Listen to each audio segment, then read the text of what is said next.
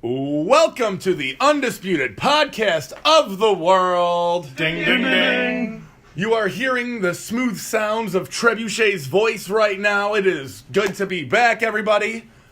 Speaking of being back, directly to my right, the one, the only, Chad Showtime Schultz. Welcome back, buddy. Finally, Showtime has come back to the Undisputed podcast of the world.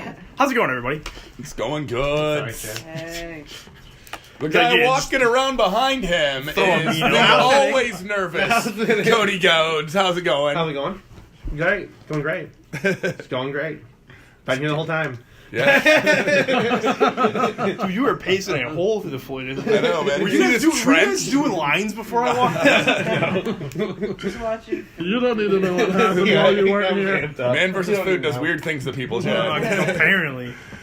Sitting directly to Cody Ghodes' right, the one, the only, always playing solitaire, Brooke the Bruiser. How's it going? Fine. Why would you tell them that? No, it's good. It's a good hobby. You're exposing the business. Oh, man. If Cornette was here, he'd get the baseball bat. Oh, That's man. like, you know how newscasters never wear pants? You just don't talk about it. Yeah. Okay. My bad. Everybody just forget about the last 30 seconds. Sitting to her right, Writing feverishly. the one, the only, the A-Train. How's it going? Better than the B train. Yeah. He's Love got a it. solid pound of notes over there. He does. He is noting it up hard. It's like he's cramming for a big exam. But today on the Undisputed podcast, everybody, we're going to talk about a couple things. We're going to start with 90's promos, and we're just going to break those down because that was, a really great time for the business. More people watched it than ever. Like, it really brought it to the next level. And we're talking everything from WCW, WWE, ECW, and everything in between. And yeah, just start out with a couple of them. Let's start with one of my favorites, the Brett Screwed Brett interview. I was just watching that this morning. It's Vince McMahon talking to Jim Ross after the Montreal screw job. Sporting one hell of a shiner. One hell of a shiner given to him by Bret Hart. The way I understand it is Vince gave him a free shot to take a poke at him, and Bret took it, and he just knocked him unconscious. Yeah, just boom. It sounds right like down. Vince says in the interview, I was really disappointed Bret, hit me. Yeah. It's just like, you didn't think he was going to hit you? This is just- this is the pro wrestling industry. Yeah, it's a little violent, Yeah, it was, Vince McMahon makes a great point in that promo that, I guess kind of sums up the whole situation for me, is that Bret Hart, being the traditionalist that he is, wasn't going to do the right thing when he was supposed to drop the title. Yeah, he was he was being a baby, in my opinion. He points out that Bret Hart is do everything the old-fashioned way, do everything the right way, do things by the book, and then, all right, Bret, you're leaving, time to drop the belt. Oh, no, I'm not going to drop the belt. Not in Canada. Can't do it in Canada. Well, why not? Like, you're still working for my company. Like, it's my belt. You saw them put the belt in the trash from the women's title. I forget who said it, but in an interview, they were just like, here's something you could have tried back in Stampede days. Go tell Stu Hart you're not going to drop his belt. Yeah, right. And see what would have happened to you. Yeah, you're not going to get out of there alive. You know what I mean? And then Bret Hart pulls that. It is worth noting that I've heard Meltzer talk a lot about it.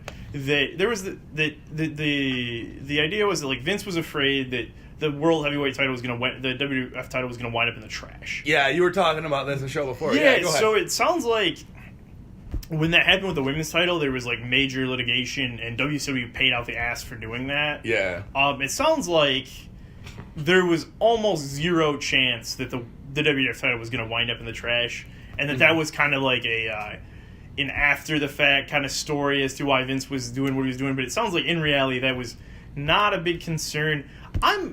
I think Bret Hart definitely handled the situation incorrectly. Yes. I'm also hesitant to say Vince McMahon didn't do anything wrong either.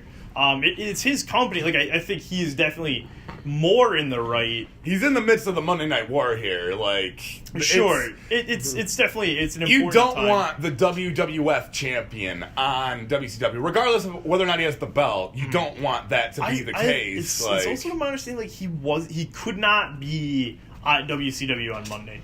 Like, there's no way he was going to show up on WCW. No, there was no way. No, they didn't bring him out on WCW till it was a couple weeks later. Not only did they not, I don't know that they were able to. So that idea of like the WWF champion is going to show up on Nitro the next day, or the belt's going to wind up in the trash on Nitro the next day, wasn't really a thing that could happen. Mm-hmm. So not that Vince McMahon was wrong for what he did, but these ideas that he put up as to why he did it weren't exactly based in fact either. Mm-hmm. So I mean, anybody that wants to go back and get like a look at that situation, one, watch the pay-per-view. Yeah, watch the pay-per-view. Watch how quickly Earl Hebner runs away. Oh yeah, no, he ends up in like Detroit or something. He had a getaway car. He didn't change. He had his I think he had his bag in the car already, and goes, "You have the car running.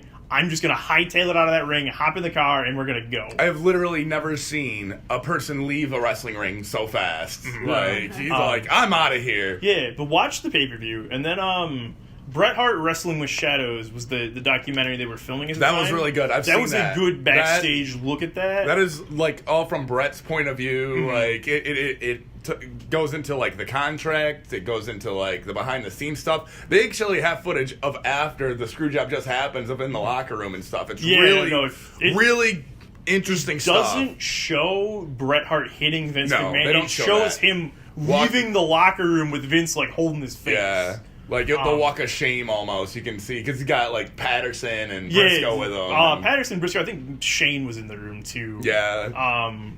There's that classic shot of Vince is outside the ring and Bret just spits on his face. Yeah. And then he does the WCW. Yeah, the WCW in the ring. And ends up trashing an announce table. Yeah, no, destroys the announce table. And Shawn Michaels with his Oscar-winning performance of... What's happening? Yeah. You didn't. Yeah. I don't want this. Which Michaels was in on it the whole time. But yeah, he was. He was in on it. He didn't reveal that until years later. Oh no, he stood by it for a while. He adamantly denied he knew nothing about it. It's funny. A lot of people still believe that was a work.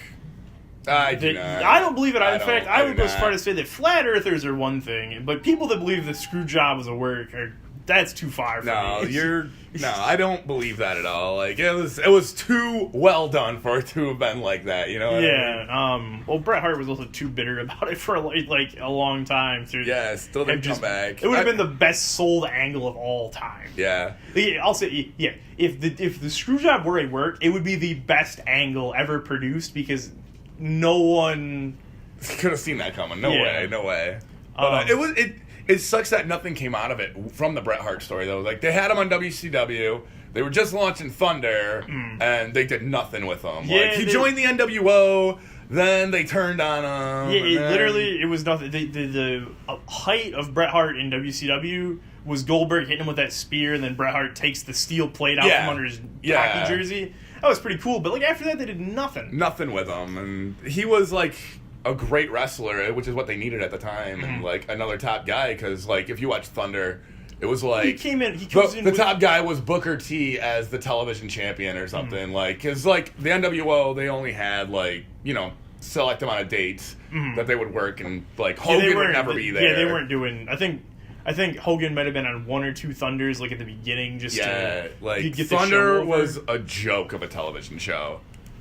That's a whole nother episode of the Undisputed podcast. Absolutely. But yeah, it's just Bret Hart had all that momentum going in, and they didn't really do anything with it. They didn't know what they were doing. They were like, haha, we got him. That was the moment the Bret screwed Bret promo was like. That was when everyone knew that wrestling wasn't real. Like that was Vince exposed the business on that one. Yeah. And it was an interesting time. I don't think that's ever. I don't know that you can ever undo what he did there. You can't put the toothpaste back in the tube on that one. I believe that this is the start of like the Mr. McMahon character. Oh, it's This is absolutely the start. Vince really McMahon- where Vince McMahon decided that, all right, people are going to understand that this is my company and they're going to hate me for the bad decisions that I have to make. We're going to roll with even it. Jim Ross goes, because Vince McMahon opens with, Brett screwed Brett. Yeah. And, I don't take any responsibility. And Jim Ross goes, there's, half of America is groaning right now at you not taking any responsibility. Jim Ross, great interviewer. Speaking of another one of his interviews, Mick Foley one, when Mankind was interviewed one-on-one, it's one of the moments where Vince McMahon bought into Mick Foley. Because the way that Jim Ross presented Mick Foley on TV was that he's having the time of his life. He's in pain. He's smiling. Whereas during this particular promo, he goes, you make it sound like I'm having the time of my life, and then he ends up like hitting himself and like, it hurts when like I'm in pain and stuff, and you make it sound like I'm having the time of my life. It was really intense, and he ends up eventually giving the mandible claw to Jim Ross. It was the first time Jim Ross had been involved physically in an angle like that. Yeah, I was they got Jim Ross help to get Foley over like that, and it was kind of like a favor to Foley from Ross. Yeah, it was a very intense promo. Still not even of my favorites though. No, really. I was watching some old ECW promos this morning. Oh, you're talking Foley in particular? Yes, okay. Foley in particular. Yes. The Kane Dewey promo. Oh my God, that one is so good. It is. That was so good. You can see the emotion. He is on another level. Just he's talking about Terry Funk's beating the piss out of him, and all of a sudden he looks in the crowd and sees Kane Dewey. And for those of you that don't know, Dewey is Mick Foley's son. He was 3 at the time. Yeah, just very.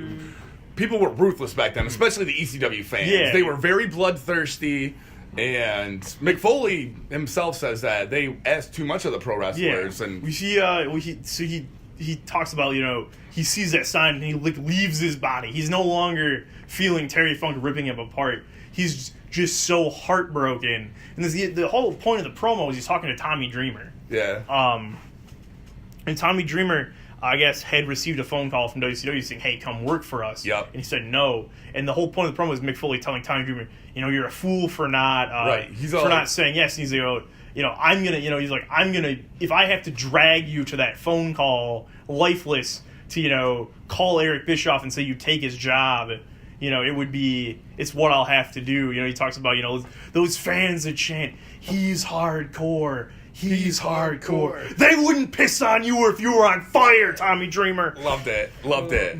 And it was great, too, because the Mick Foley angle was that he loved the other businesses. He didn't want to be in ECW. He loved WWF. He talks about WCW. He talks about, he had burned his bridges in WCW, and, I have to listen to my son say every day, I miss Atlanta, Daddy. I know, but we turned in the Victorian house for a sweatbox in Long Island, and it's just this impassioned promo that, and Mick Foley was just on another level. But if you go back and watch those ECW promos, a lot of them were like that. They were. They were raw. They were in your face. Steve Austin's first promo in WCW, that when he goes, he talks about being fired on the phone by Eric Bischoff. Yeah. I think it was the best promo of his career. Take all the Stone Cold stuff and throw it away. Superstar Steve Austin in ECW, that promo about getting a phone call from Eric Bischoff where he just fired him, and that there's no Ric Flairs in ECW and there's no Eric Bischoffs in ECW, and no one can stop me from being what I'm supposed to be. And Steve Austin it's that face shot of him just looking in the camera, those icy blue eyes. That's those exactly icy what it is. blue eyes, and you just feel every word of it. Because it's true. Like, Austin was injured at the time. Like, he couldn't wrestle, and Heyman, by the grace of God, found out that he was fired and picked him up and kept, like, the biggest superstar, like, ever just in ECW for as long as he could. It was awesome. Austin also did the Monday Night NyQuil thing. Yeah. And then he made fun of Steve Mongo McMichael with Bongo. Bongo, yeah. that stuff was great. He was comedic, actually, which is something that you wouldn't expect from Stone Cold Steve Austin. It was funny, but it was like bitter. Everything he had, he presented himself as funny, but everything had this bitter undertone to it that just, it gave it that extra level where just like, oh, he's saying funny things and he's here and he wants to get over it, but he's still so angry, and you could feel that. Yeah. That it all felt real. And people could relate to it too. Who wouldn't be pissed off because they just got fired over the phone? Like that's like every man's like nightmare. Like that's bullshit. You couldn't even say it to my face. Like. Well, the ECW fans were presented as outsiders. Oh yeah, the ECW promotion was it's a cult following, and that wrestlers would come in after being rejected by the other promotions as outsiders, and it just had this counterculture feel to it, which is what they were going for. Well, they describe it themselves as the locker room was the land of misfit toys. It was like WWE didn't want them, WCW didn't want them, but they're still here, and these hardcore fans love them because they all love the business. You know what I mean? Because some of it was about blood and guts, but like Mick Foley, he would put guys in an armbar because people wanted to see people tear each other apart. He's like, no. They have guys like Benoit Guerrero tear it down like wrestling wise, like. Well, and Paul Heyman was everything. Paul Heyman gave those guys the opportunity to speak freely. There's you've seen Barely Legal, the first ever ECW paper. Oh yeah. RVD cuts that promo in the ring after his match. He was pissed. He wasn't even supposed to be on the card. No, he filled in for injury, and the whole locker room was pissed because the poster for that was just Taz Sabu. Yeah. So the whole locker room's mad, and then RVD's even madder because he's not supposed to be on the pay-per-view, and he wins his match with Lance Storm. Gets on the mic and it's just, I wasn't even supposed to be here tonight. I'm the best athlete in ECW, and I'm not even considered good enough to be on their pay-per-view. And he goes, winning here makes me worth more money here and more money elsewhere, and I love to work Monday nights. Yep. He was just pretty much like, hey, here I am. It makes me sad that RVD never got to cut promos like that elsewhere. Yeah, no, they limited him in WWE. He was all like, cool. Whatever. Like, they gave him like 8 words he could say. Like, yeah, well, it wasn't that. So RVD said he didn't want to be an angry guy. He didn't want to yell at people and like, be like, let me tell you something, brother. He didn't want to be angry, but he did not want to talk either. There's I think it was, he said like in an interview one time, he's like, he had just got into the company, and Jericho was champ at the time. And he was, I guess they wanted Rob Van Dam to be angry. He's like, I don't want to be angry. I'm not an angry guy. Why you've got 50 angry guys on this roster. Why do I need to be angry? Exactly. And I guess Jericho was like, just trying to get him mad. And at one point he goes, what if I hit on your wife, Rob? And it really pissed him off. He's like, why would you even say that? Why? And he goes out and he's supposed to do something with a belt. Or no, he's supposed to throw the belt on Jericho after he hits a 5-star frog splash. And he goes in the ring and he hits it. He forgets all about the belt. Like, he forgets to pick it up and throw it at him. Really? Because he's so mad. Oh, really? He's still mad from the comment before. You can see on his face he's just angry. That's crazy. And he missed his spot because he was so mad. But I feel like Rob Van Dam was one of the underappreciated promos that came out of ECW.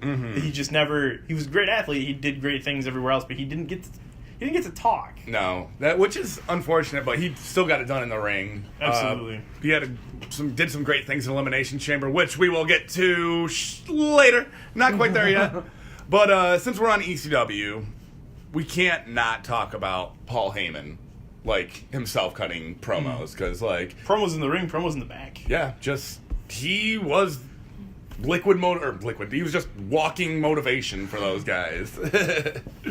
I don't know what to say. Like when they were trying to kick him off of TNN, like Heyman was like trying to egg him on to get kicked off so he could renegotiate to keep his company afloat, and it was awesome. It was just everything. Like even now, Heyman, like you hear him talk, and I'm just all like, okay, he's the best promo in the business ever. He will make you bar none want to see like I don't know, like me wrestle like a stick. Like he can talk that. He can talk you into the arena for that. He can talk people into the arena, and he talks to Brock Lesnar, which is great. Brock Lesnar can talk, but far from the best promo in the world. Yeah. And Paul Heyman he can sell these things, and I think he worked with a lot of the guys on those promos.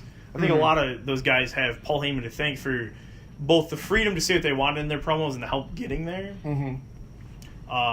also in ECW, the Dudleys. Oh yeah. I mean, those guys. Before was it before the stutter? Not really. Yeah. No, I think it was after the stutter. After the stutter. Yeah, it was. But when Bubba started, they were starting riots every night. Just, oh my God, they could just like you've seen that piss off a crowd. What was it from? It's that clip of like the Dudleys just Devon, if I've said it once, I've said it a million times. You're the most degenerate, inbred, Oh my God, they read him the riot act. It was great.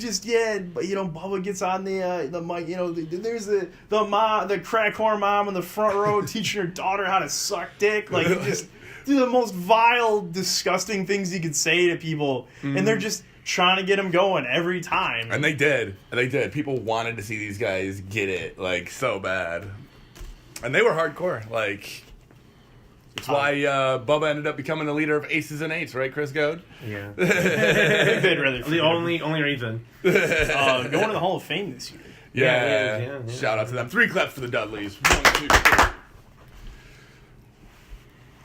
Let's talk about Austin 316. Michael Hayes' shining moment of the Attitude Era. It was after King of the Ring. Mm-hmm. Austin just beat Jake the Snake. Pretty much says, get that piece of trash out of my ring. Austin actually missed... for some reason, he wasn't there for some of it. He didn't hear Jake cuts like a promo about coming to Jesus earlier in the night. Okay. And he asks, I think Michael Hayes, he goes, what did Jake say in his promo? He talks about, God. And he goes, Austin goes, I know what I'm going to say. Yeah. He just came up with what he wanted to say at the time. Mm-hmm. And, goes out there and, you talk about your Psalms, you talk about your John 3:16. Well, Austin 3:16 says, I just kicked your ass.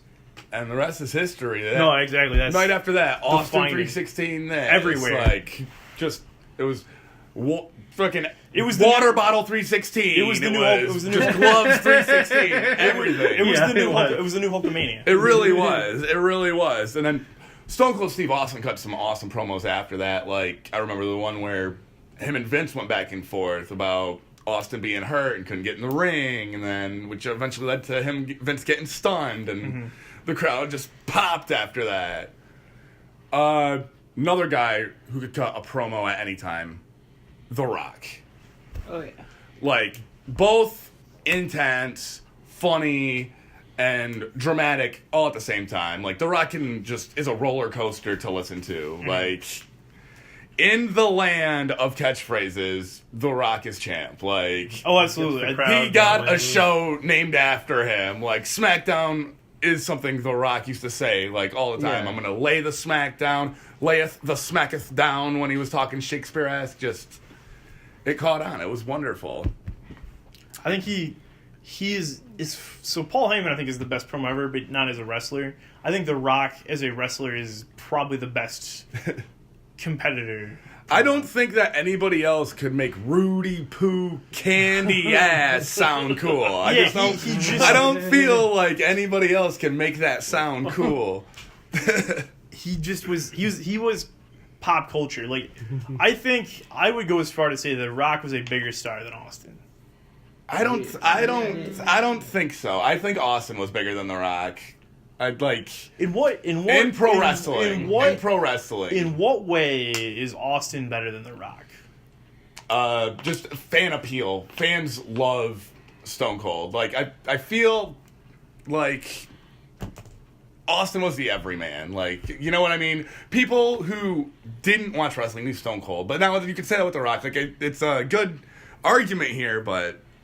Austin was the everyman, but Rock was the cool guy you wanted to be. He was the people's champion. He was The Rock was the people's champion. He was the people's... Shout out to me being the people's champion, hopefully in... pretty soon in my comedy competitions. Absolutely. I'm trying to win those crowd votes. So I want to be Grand Rapids. Funniest person in Grand Rapids. I want to be the people's champ. But I think The Rock was the cool guy you wanted to be. You associated yourself with Austin, but you wanted to associate with yourself with The Rock. That's fair, but like, it's just I just can't. People don't pop like they do when they hear the glass shatter. Like, the arena you can just be dead silent. You hear the glass and just everybody. It's not just like there's 3 Austin fans and this guy sitting or whatever. It's everybody. Like, You don't think the pop's just as big for if you smell.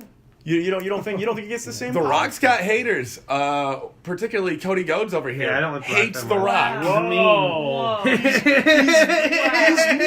That's it. You don't. It's not that you. It's not that you. The funny thing is, I agree with you on It's this not. point. It's not that you Funny like. thing. It's not that the Rock. You like the Rock better. It's that the Rock is better. Yeah, It's I not. agree with that. You would go I out. agree You with would that. go out and have a beer with Stone Cold before you'd have a beer with the Rock because the Rock's gonna.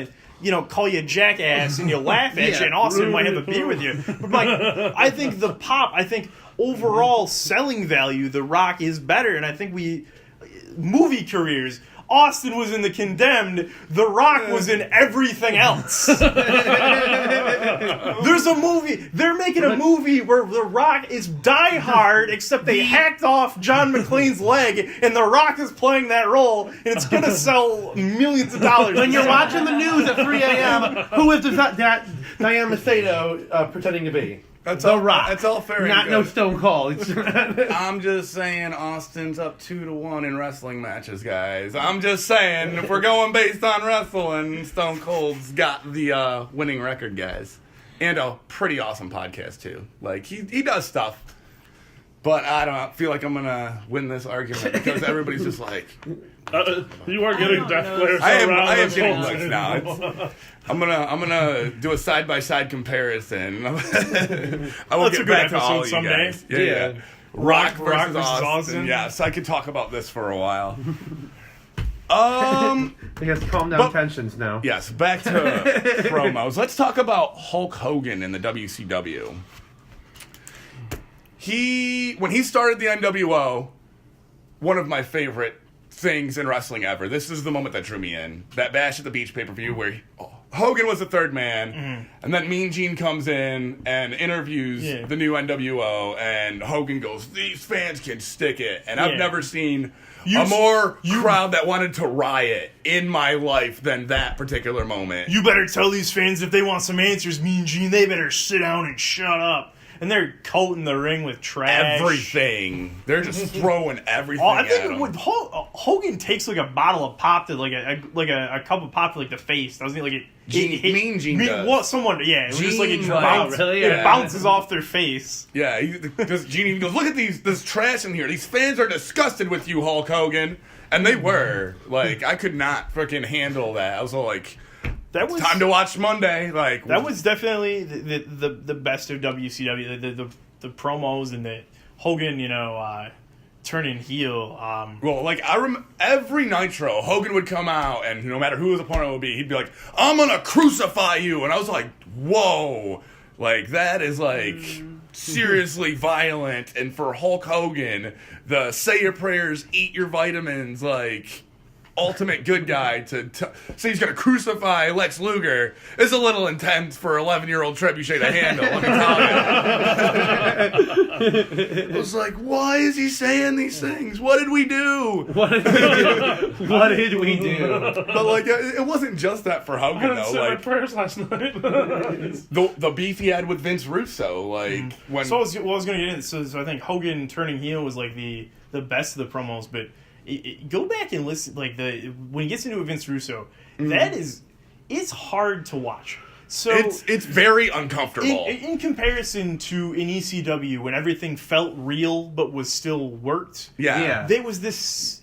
It's like it was worked, but they were trying to make it seem Like, too it's part of the script. I mean, like, so they wanted it to feel that way, but it did not feel So that I was way. literally I watched about 20 minutes of clips from basically Hulk Hogan cutting that promo with Jeff Jarrett, Vince Russo responding, and like the background of all of that. Was it Bash at the Beach where the Jarrett Hogan thing happened? I think it was. I think it was Bash at the Beach. And it's like 5 times in there on live TV. They point out, like, well, if this was really real, and they expose the business to such a degree, it's like, why am I even watching? Like, as a devout wrestling fan, like, they're just shitting all over kayfabe here. Like, they might as well admit, like, oh, this is all just a big hoax, and it was like one of the lowest points in wrestling history. It was really terrible. And so they, so the story behind that being, that, Hogan, it's supposed to be Hogan Jarrett. Yep. For the title. Vince Russo really wants Booker T to leave the building with the title. He wants Booker T as champ. Okay. Hogan's not gonna job to Booker T. He's not gonna. He said you're gonna win the title from Jarrett. And you're gonna fight Booker T for the title. And you're gonna lose. Hogan will not do it. Hogan has creative control on his contract. Hogan's not going for it. Okay. And Vince Russo kind of manipulates Hogan into this situation where, at least according to Vince Russo, where Jeff Jarrett lays down for Hulk Hogan. Right. Hulk Hogan and Eric Bischoff get pissed. Yeah. And leave the building. Yeah. Hulk Hogan leaves the building with the title. Vince Russo comes out, cuts a scathing promo on Hogan, and then books Jarrett versus Booker T for the title, saying Hulk Hogan's not champ, he stripped the title, he left the building. Yeah. And then Booker T is champ. So Vince Russo gets what he wants, and it leads to something else further down the line, which Hulk Hogan never came back. Hulk Hogan left the company, So according to Vince Russo, and I would just like to say Vince Russo's a scumbag, and I don't know that I can take anything what he's saying as truth. This is his story. So take it what it's worth. According to Vince Russo, he said, Hogan, you're going to leave the building with a title. We're going to book another match. We're going to have Booker T as champ. Hogan goes, oh yeah, me and Booker can fight for the real title later. Vince goes, sure, I'll call you tomorrow. He meets with the head of Turner Broadcasting on Monday the next day. I forget whose name that is. It's dropped several times on WCW2, but that guy's name, I forget who it is. But basically he says, don't call Hogan, we can't afford him. We're hurting for money. Hogan wants too much. He's a politician. He's not doing business. We can't afford him. Don't call him. Wow. So Hogan never comes back. But like the promo itself is, Vince comes out to the ring, tells Jarrett to lay down. Yeah. Jarrett lays down. Hogan, grabs him like, this is the reason the company's in, the damn shape is in because of shit like this. Hulk Hogan swearing on the live mic was, people weren't ready for that. And then, Vince Russo comes out later, you'll never see that bald son of a bitch on TV ever again, and you can't call Hulk Hogan bald. No, you can't do that. Oh man, you want to piss off Hulk Hogan? He's funny about that. He's really sensitive about it. Don't bring it up. So there was actually there was a lawsuit about he sued WCW for calling him bald. I believe that. But yeah, I'm a big fan of shoot promos. I think a lot of people are. I love them. I think it blurs the lines. It makes things seem real. And it gives you a look into the backstage politics. These are they jump the shark so hard. This is the moment I knew WCW was dead.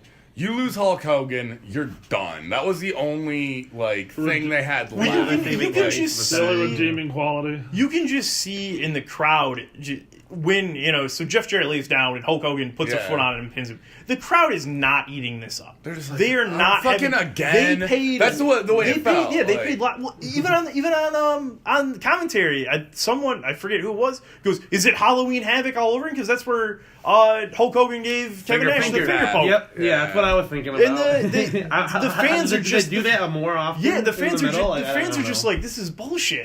They treated us like we were stupid. Man. Yeah, they're in here. Insulting. They're in here, figuring out who's is bigger. Well, we're supposed to be watching wrestling, and it feels like it was an insult to the fans, and their ratings, show that that's how they felt. Yeah, it was quite the time, everybody. Let me tell you. Yeah, I don't like Vince Russo was trying to do that. He especially when he put himself on air. There's the one he cuts a promo on Goldberg.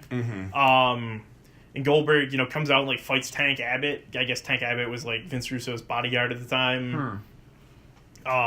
Vince Russo's using every curse word in the book on live TV. Yeah, and the commentator's are we still on the air? Someone had to have thrown us off by now. It was so ridiculous. This is 2000 and you say shit on live TV 5 times. How are we still on TV?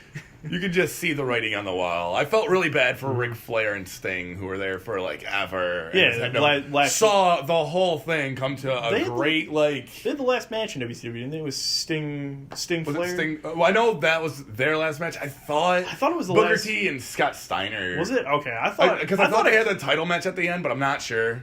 I could be wrong. I thought for sure Sting versus Flair that match closed. happened on the card. I know Steiner Booker T did, and then Shane on Nitro also happened on that episode. I don't know the chronological order of it. But, yeah, that's WCW. Vince Russo sucks. Oh, yeah. We all Yeah. agree Come on at that. me, Russo. See what happens. We watched that episode of Monday Night Wars where they gave David Arquette the title. I saw the whole backstory to that. Now. Oh, my God. He's like, yeah, we're going to give you the title. And he's like, I don't think I should have the title. I don't think I should have the title. Like, how is David Arquette more smart about the wrestling business than Vince Russo? What the hell? Like, come on now. I love that if you follow Vince Russo on Twitter, I don't recommend it, but I do. I don't recommend I do. I do. At Trebuchet LOL does. I'm sure at Showtime Schultz does. I do. He hasn't blocked me yet. I've said some things to him. I'm waiting for that. I want him to be the first person to block me on Twitter. First person. Never happened before. I want Vince Russo to be the first. If you're listening to this, please make it happen. Yeah, make it happen. Make a blind guy's dreams come true. But he still like adamantly defends this decision to like put the belt on Arquette. Like he still thinks that was the right thing He goes, to do. it was on the cover of USA Today. This Yeah. whole argument. Yep. Yeah, no, it was. Oh. It got mainstream It's all attention. You know, we're like, we didn't need mainstream attention. It needed wrestling. It needed to get over in wrestling. It didn't need to get over on the New York Times. It's not like it was an NBA player, an athlete. This is an actor from a movie. Not You can do that with NBA players and get the Like, same. it attention. got over because Or, it like, was any- ridiculous, Yeah, not it was because it was ridiculous. cool. It's Yeah. like, ugh, disgusting. But back to the task at hand. Let's talk about a couple more promos here. DX, and particularly their rebirth when Michaels got knocked out by Tyson, WrestleMania. Triple H pretty much had to come out and kill it. Like, this was make or break time for Triple H. He had to put the shit back together, and ultimately ends up bringing out Sean Walton, X-Pac, my main Brought you man. back. And just, he killed it and never looked back. And DX was huge after that. It was great. I prefer the DX promo where they were just getting started, where it's Shawn and Triple H in the ring.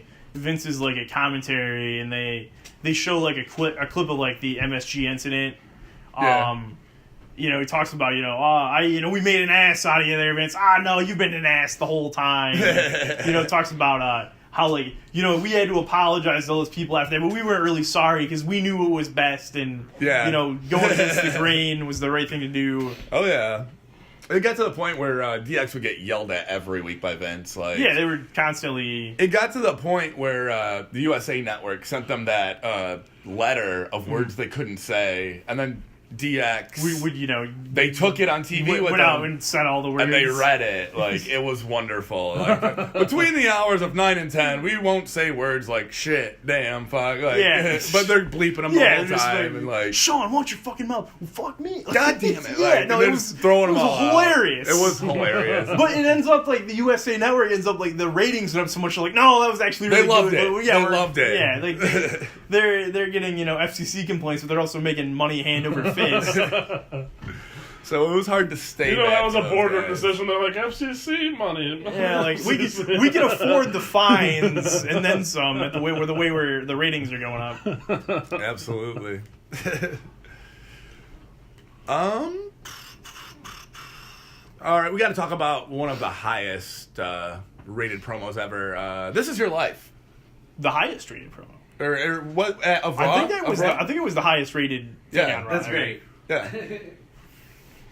Yeah. This Is Your Life. Mick Foley talking about The Rock's life. And this was kind of a shoot promo because, like, there was no script to this. If you look, Mick Foley brings out The Rock's, like, third grade teacher, and he says a name, and the graphic is not the name. Like, Yeah. Didn't was it Alexa Bliss or someone do it recently? Somebody tried to Yeah, redo it it. the was women's so- did it, and It it was wasn't as real good. bad. This was It one was of the- actually, according to Vince McMahon, it was like a debacle. Like, he was really angry at how bad it went. Yeah, it was real bad. This Yeah, it is was one of the Alexa Bliss moments- for Bailey. It was like Yeah. a bunch of groaner jokes. Yeah. One after another. As a wrestling fan, it just goes, oh my god, I can't believe we're doing this. Okay, let's choke it down.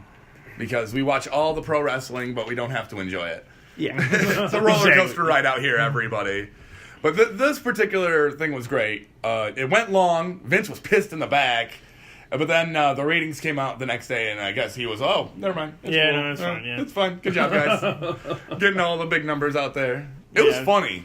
Like, the Rock and Sock Connection themselves were great together because, like, had some of the bloodiest battles, like Royal Rumble Rock versus Mankind was just like... My favorite, one of my favorites is still the I Quit match between Rock and Mankind. Yeah, I Where think you- it's the you same just- match I'm talking about. Is it? Was that? I forget. Mick what it gets was. handcuffed and everything. Yeah, and Rock bounces a chair off his head 6 times. Yeah. He can't cover up. The finish was really cool because Mick cut a promo saying the words "I quit" a bunch, and they used that. So like he didn't actually say them; they played it. Yeah, through, they played like, the clips, sound yeah. and everything. It was wonderful because Mick had a gripe. He's all like, "I never said I quit because you didn't." Like I didn't think he would ever say I quit because he was.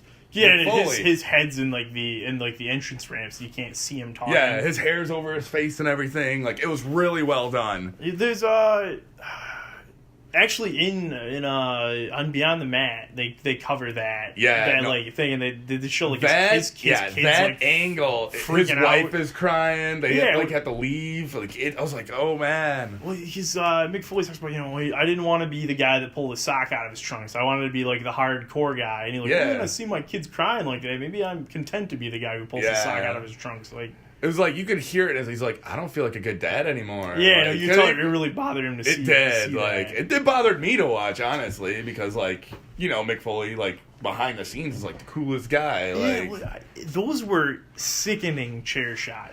He's handcuffed. He can't. He cannot cover up. The only thing he can do is stick his chin in his chest and try not to get his neck broken. Yeah, pretty much. But he's taking the full force of those chair shots to the head. Yeah, Rock really he laid didn't- into him. Yeah, I think Rocky was like, I'm gonna hit you like twice. Yeah. Hit him like 5 times. I think he went in the back of the was like, what the fuck? Why didn't you? You said twice. Yeah, for real. Come on, Rocky.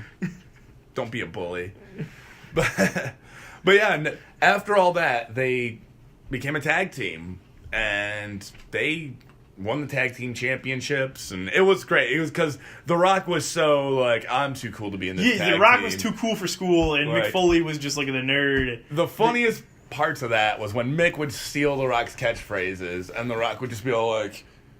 Don't you ever. Yeah. And The Rock! And then he would do it again. And then, like oh my God. Because it worked. It worked so well. One more guy or group I want to talk about is The Brood. Who were Edge, Christian, and Gangrel. Mm-hmm. And they were cool. They had a really cool entrance and everything. One of the coolest entrances that... Between the Ring of Fire coming up through the ground, the music was insane. They had like the blood chalice. They come with the white shirts all bloody. Very cult-like, you know Yeah. what I mean? And Edge and Christian came out and they... Like, Gangrel was an afterthought eventually, and for the benefit of flash photography, here we are. They became these goofy-ass guys and cut some of the funniest promos, like, ever. Edge is one of the best promos. Oh, yeah. Definitely. You can go to his Rated R Superstar stuff. You can go to... Yeah, near the top. No, definitely near the top of the list. And I found most of the stuff as The Brood was kind of meh. Yeah. But like they came so far from the. It was funny because Edge didn't talk for so long. No, he didn't. He was supposed to like. I think that the storyline like he was like mute. He wasn't. He couldn't talk as a vampire. Gangrel did like most of the talking for this Yeah. group, based on what I remember, and yeah. So that was a good one to talk about, guys. But all right, since we are in the heart of Elimination Chamber times, everybody, we're gonna go ahead and discuss previous Elimination Chambers, the moment the A-Train's been waiting for. He wrote an Encyclopedia Britannica over here on the Elimination Chamber. Like you could have quite a just kept Wikipedia up on your phone. You didn't have to write it down. I just like having it all in front of me because my phone is very finicky. The touch screen on it's going out, so sometimes it'll be like, "Oh, you want to tap this?" No, I was trying to scroll, and then sometimes when I'm trying to scroll, it does not scroll. So it's better for me to have it written down. All right.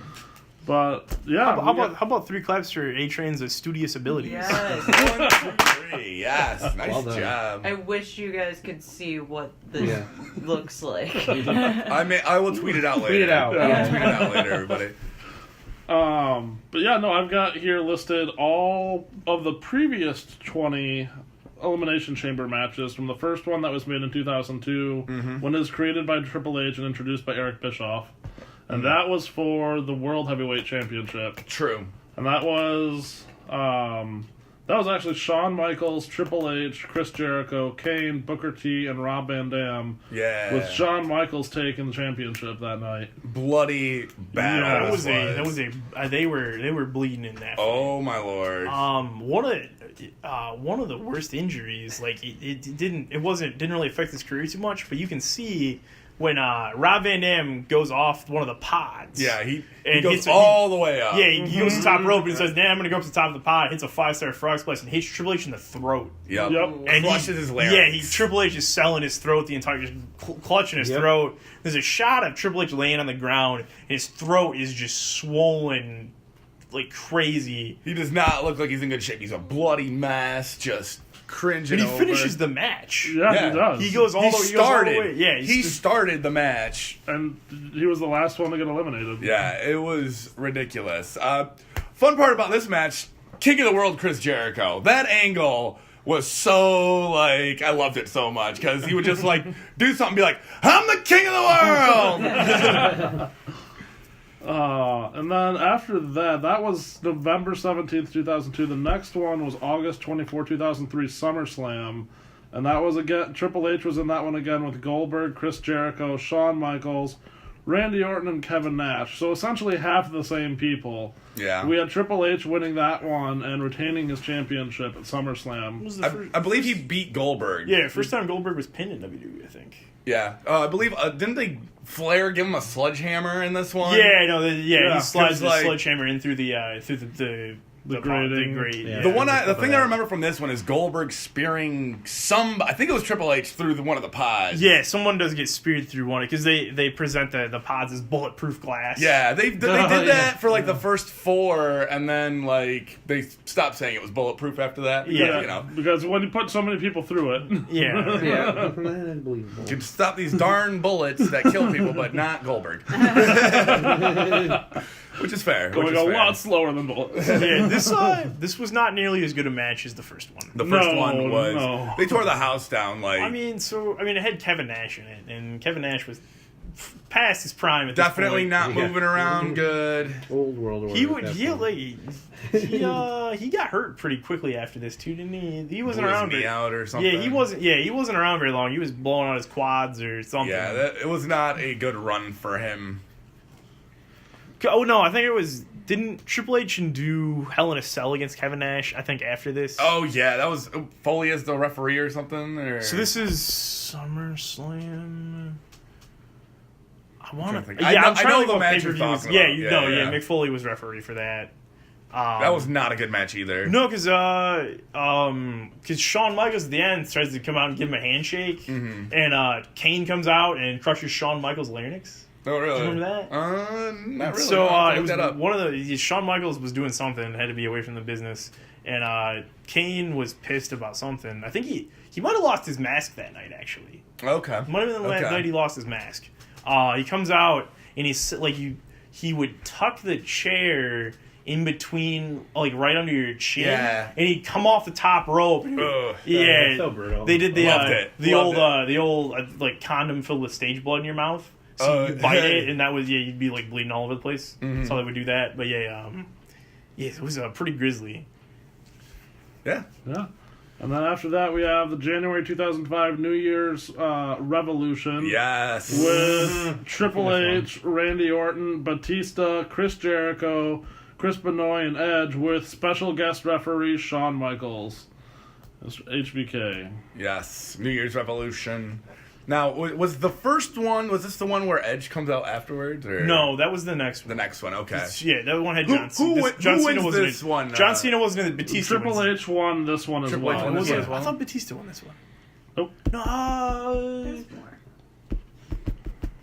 No, what year? So this was New Year's. this was 2005. I've seen This was New Year's Revolution. This was his New Year's Revolution. Yeah. Yeah, 2005. Okay, so he would go on to win the title at Mania that year, I think. Okay, yeah. Yeah, because I don't think Triple H and Batista were feuding yet. No, I think they were still. I think they were still in Evolution together. They're still part of Evolution together. I think they were like two of the last three guys or something. And I think Triple H turned on them or something. I think Triple H did eliminate Batista because they were starting to tease tension at that point. And that was a big WrestleMania deal. But those two. I had just started watching wrestling at this point. Okay. I was heavily invested in it already. I was like catching up to 10. No, you're fine. That's fine. I'm the old guy here. I get it. And then the following year, we had the 2006 New Year's Revolution with John Cena retaining his championship against Kind of. against Carlito, Chris Caribbean Masters, Shawn Michaels, Kane, and Kurt Angle. Yeah. I remember thinking this was I didn't love the match. It was like a vehicle to get over Carlito and Chris Masters. Yeah. They were both really new at the time. Yeah. Chris Masters was super new, and Carlito had just come over to Raw from SmackDown. In fact, Wasn't Carlito beefing with Cena before that? yeah. So Carlito came in and won the U.S. title on his first night. Yeah. That was a big deal. Yeah, and then Cena was out for a minute. They did a thing where he got like stabbed in a nightclub. Fun fact: they were trying to get New Jack to be the guy that stabbed him. But Really? New Jack didn't. Because they ended up going with like a guy named Jesus. He's just some muscly guy. But they wanted it to be New Jack and to bring him into the company, but Vince McMahon vetoed New Jack coming in. I could see that based on New Jack. Yeah, just being New Jack. That is a fair assessment. But this Elimination Chamber, the match was Cena I didn't love Super it. Cena. It was Bloody classic mask. Super Cena bleeding like crazy. Crimson Mask. Do we know if Carlito was Intercontinental Champion doing this? I don't think he was. He may have been, I but I don't seem think to he was. remember him winning the U.S. title his first night and the Intercontinental title his first night on Raw. I do not recall. I do not recall. He might not have had it at that point. Whatever happened to Carlito? He was known for his attitude problems backstage, so he doesn't work there anymore. His brother and cousin do. Primo and Epico. Yeah. There's still like every so often there's talks about bringing him back in. Yeah. He works a lot of indies. I think he still works in Mexico too. Yeah. I hear he was a real hard guy to work with. I hear that backstage. too. Not the best guy to do business with. But yeah, classic Super Cena, bleeding all over the place, wins the match. Ding ding ding. Vince McMahon comes out. Raise the cage. The night is not over. Edge is cashing in his Money in the Bank contract. Edge hits a spear, Cena kicks out. Edge, runs his hand through his hair, hits him again, wins the title. This was the first ever Money in the Bank cash-in. This is huge moment in wrestling history. Yes. Like Edge, what you were saying before the show, Edge had a ton of heat on him because he had the Matt Hardy thing go on. Yeah, the Matt Hardy situation had just kind of stopped. Edge had been a face for so long. He came in as a heel with Edge and Christian, and then kind of turned face and was the cool baby face, cool guy, and then he got bitter. Yeah. And why have I never won the title? Why have I never even gotten a shot at the title?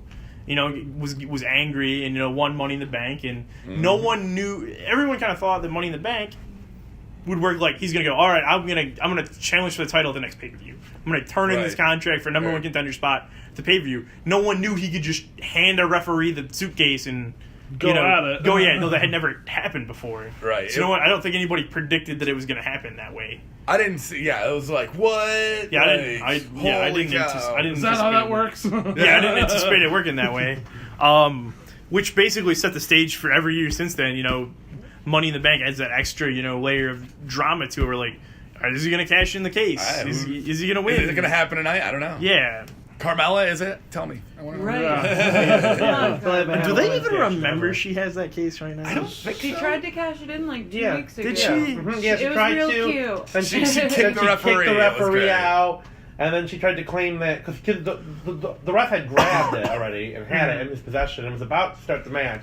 And then when he got out of the ring and turned around, she kicked him, and then he fell over. So she was like, "Oh, my mistake. Just kidding. I just put that. I didn't mean to hand you that. What?" Takes the bag. She's like, JK, LOL, and then she got out of town.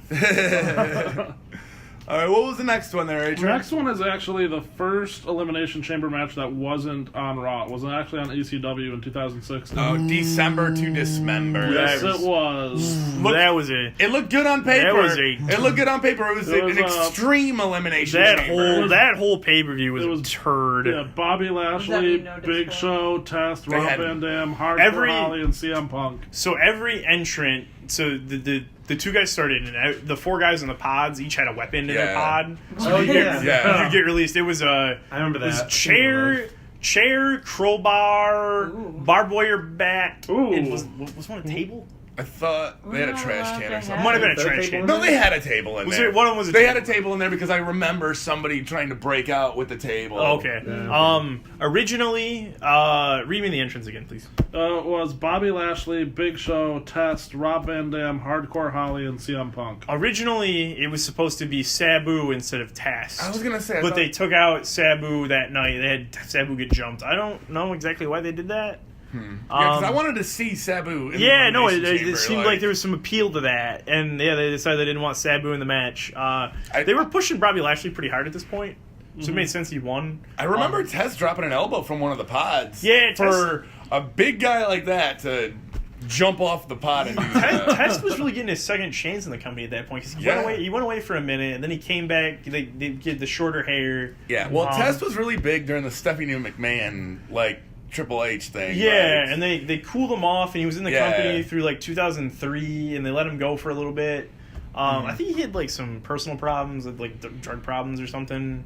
Probably. Because he just was gone, and then he was back all of a sudden. It's like, oh. Yeah, they brought him back in Test is here. ECW. He was dating Kelly. Oh, lucky guy. I did not know that. Yeah, they were. Yeah, she still talks about him actually in interviews because he died not. Yeah, he did long pass away after recently, that. yeah. No, he died. Well, not recently, but he died yeah. 6 months after he got released. Wow. Yeah, I think it was an overdose. But yeah, that match, that whole pay-per-view was bad. Yeah. I think they only had 3 confirmed matches going into the pay-per-view. The too. whole rebranded ECW was bad. Yeah. It was great on paper, like I said, because they had the classic ECW guys were bringing up guys like CM Punk. They had the Thorne, the vampire guy. They had Bobby Lashley. And then it just did not work. It was just another WWE show, is what it ended up being. Yeah, it was not good. Was Big Show champ going into that? Do you have that written down there? I would have it. He was. He was champ going in. Yeah. He was Because champion. they had, because Big Show Beat beat Van Van Dam, and Vince McMahon, it was Paul Heyman screwed Van Dam, Yeah. and sided with the Big Show. Yeah, Vince McMahon did go on to win the ECW title though. Yeah, it's It was just bad. I really hate what they did with it because they had momentum Mm-hmm.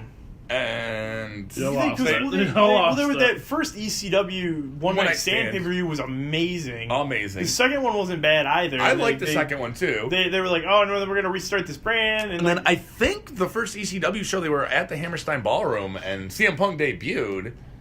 he think, didn't wrestle. but he was backstage. He did a They had promo or they had a something. vignette for him. Yeah, Which popped everybody because CM Punk was the hottest free agent at the time. exactly. Even People casual fans knew who he wanted was. to see him in the ring and everything, but it just did not work.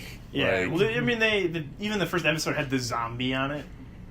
I don't You even remember that? I don't even remember the zombie. So it was on the Sci-Fi Network. Yeah. So we're gonna do something cute where every week we're gonna have a monster come out and then Oh, Sandman will kick their ass. Right. Okay. So they had the zombie, they had an alien, they had Nacho Libre. Wow. Just so bad. But Oh. Bobby Lashley won that Elimination Chamber, I believe, didn't He he? did. Yes, he did. Yeah. He had a big push there. I think That is the one memorable thing I remember I about think that match. I think he was still holding the ECW title when he did the thing with Donald Trump. I believe when he fought Umaga, he was the ECW champion. Yeah. Yes. I think. No, because that went on for Vince McMahon to win the title because Vince McMahon had a grudge against Bobby Lashley after that. Okay. Because he ended up with his head shaved, so you would target Bobby Oh, yeah. Lashley and end up winning the ECW title. Not a good pay per view, not a good match. Nope. And then After that one, we have the February 2008 No Way Out Elimination Chamber with SmackDown and ECW. We had Undertaker winning against Batista, Finlay, Montel Porter, The Great Khali, and Big Daddy V. Viscera. Also not a great match. No. You're not working with a lot there, though. No. MVP was kind of meh. Big Daddy V was way past. Oh my god. He had to have been over 500 pounds at that point. He was. He was a. Did he win the ECW title at one point? No, he never won. Okay, I knew they were pushing him. Yeah, he was like the monster there. They had a 4-way match. It was Big Daddy V, Kane, Khali. Who was the fourth man? Who was maybe the Big Show. Yeah. Maybe the Big Show. It was like a 4-way match where like every guy was over like 400 pounds, and it was just the worst match you've ever seen. Oh yeah. Like no one could move. 5 minutes of the match. The work rate in that match was measured in tectonic plate movement. This one I found interesting when I was doing my research on it, though, because it was the first time they had 2 elimination chambers in the same day, and it was actually also the first time they had it at WrestleMania, and it was at WrestleMania 24. What? That doesn't That sound doesn't- right. that does not sound right. right. It does That not does sound not right? sound right at all. They're fighting for a championship match at WrestleMania. Oh, that might have been what it was. Yeah, so they never had an elimination chamber match at 24. Oh, okay, that was probably Did you where say this was a No Way Out? Chamber. No Way Out. It was in February. So yeah, it took place in No Way Out. No Way Out, probably for WrestleMania. Yeah, they were 24. fighting for a championship match at WrestleMania. Yeah. Okay. Because I think Undertaker would go on to face Batista for the title there and win against Batista, if I remember correctly. That was 23. I thought. Who did he fight at 24? Would it have been Edge? Might have been. I don't know. I don't Cody know. Ghodes, Google. I need to Gotcha. Google. I need to Google. Got the Google machine running. Who did Undertaker fight in WrestleMania 24. But yeah, you said that was there 2 elimination chamber matches? Two in the same day. The second one was on Raw. It was same day. Again, it was No Way Out.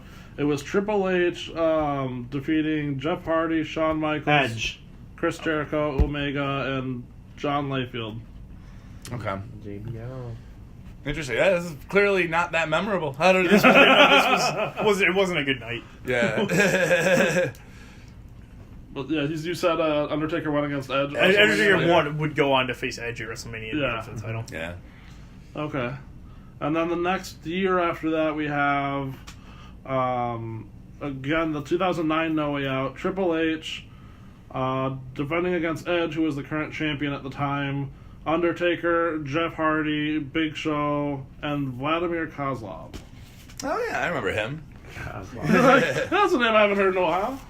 I believe this was around the time that Jeff Hardy was finally getting his push as champion. Mm-hmm. I think. What pay-per-view did this take place at again? No Way Out. No Way Out, 2009. Yeah, because Jeff Hardy had a world title match at the Royal Rumble that year. Mm-hmm. He fought Triple H and just barely lost. Yeah. So who ended up winning that one? You say Triple H? Yep. Okay. Typical. Yeah, he'd retain and go on. Is that the mania he fought Cena at? Sure, we'll go with that. I'm not sure. I know I'm at not one sure. point Triple H lost to Cena at a Mania for the title, so I'm assuming it was that one. Yeah. And then this one was another one where we had a second Elimination Chamber match the same day on Raw. No Way Out 2009 again, and it was Edge again, defending against John Cena, who at the defeating John Cena, who was the champion at the time, with Rey Mysterio, Chris Jericho, Mike Knox, and Kane. Mike Knox. I don't even know who that is. Mike Knox was in the ECW reboot. Kelly's boyfriend. Think. Do you remember Gene Schnitzky? Wasn't my fault. They were basically the same person. Yeah. Okay. Yeah. The following year, they've started to mix this up. They started doing it in pairs again. So the first one, they had the 2010. This is the first time they had the Elimination Chamber like pay-per-view, and then I think the Elimination Chamber became a pay-per-view instead of just being a match. Right, Gotcha. it became its own pay-per-view since then. I think Just every single Elimination Chamber match since then has been a part of the Elimination Chamber pay-per-view. Right. It hasn't been partaken on any other Which ones. will happen again this year. On what date here, Cody Ghodes? 25th, this coming Sunday. Why is that significant? My date of birth anniversary. My date of birth anniversary. 3 claps for being born. Yeah! Date of birth anniversary. I love that. That's gonna catch on. The old Doba. I like it. Like it a lot. The first ever Elimination Chamber pay-per-view in 2010, we had John Cena defeating Sheamus, who was the champion at the time, Triple H, Kofi, Ted DiBiase, I might be pronouncing DiBiase. I knew I was going to pronounce that wrong, and Randy Orton. That's Ted DiBiase Jr., everybody. Yeah, like, I'm pretty sure. I was about to ask, like, is he with the in crutches? Like, is he alive? And then the second one was that same day was Chris Jericho defeating Undertaker, who was the current champion at the time, John Morrison, Rey Mysterio, CM Punk, and R-Truth. Yes. If I remember correctly, John Morrison did something crazy in that match. For the life of me, I can't remember what it was. This couldn't have been that crazy. But I know he did something. I know he did something kind of cool. I want to say he like Spider-Man-ed it or something. Like He might have. like grabbed on to like the Elimination Chamber chains. Actually, I think he climbed up to the top.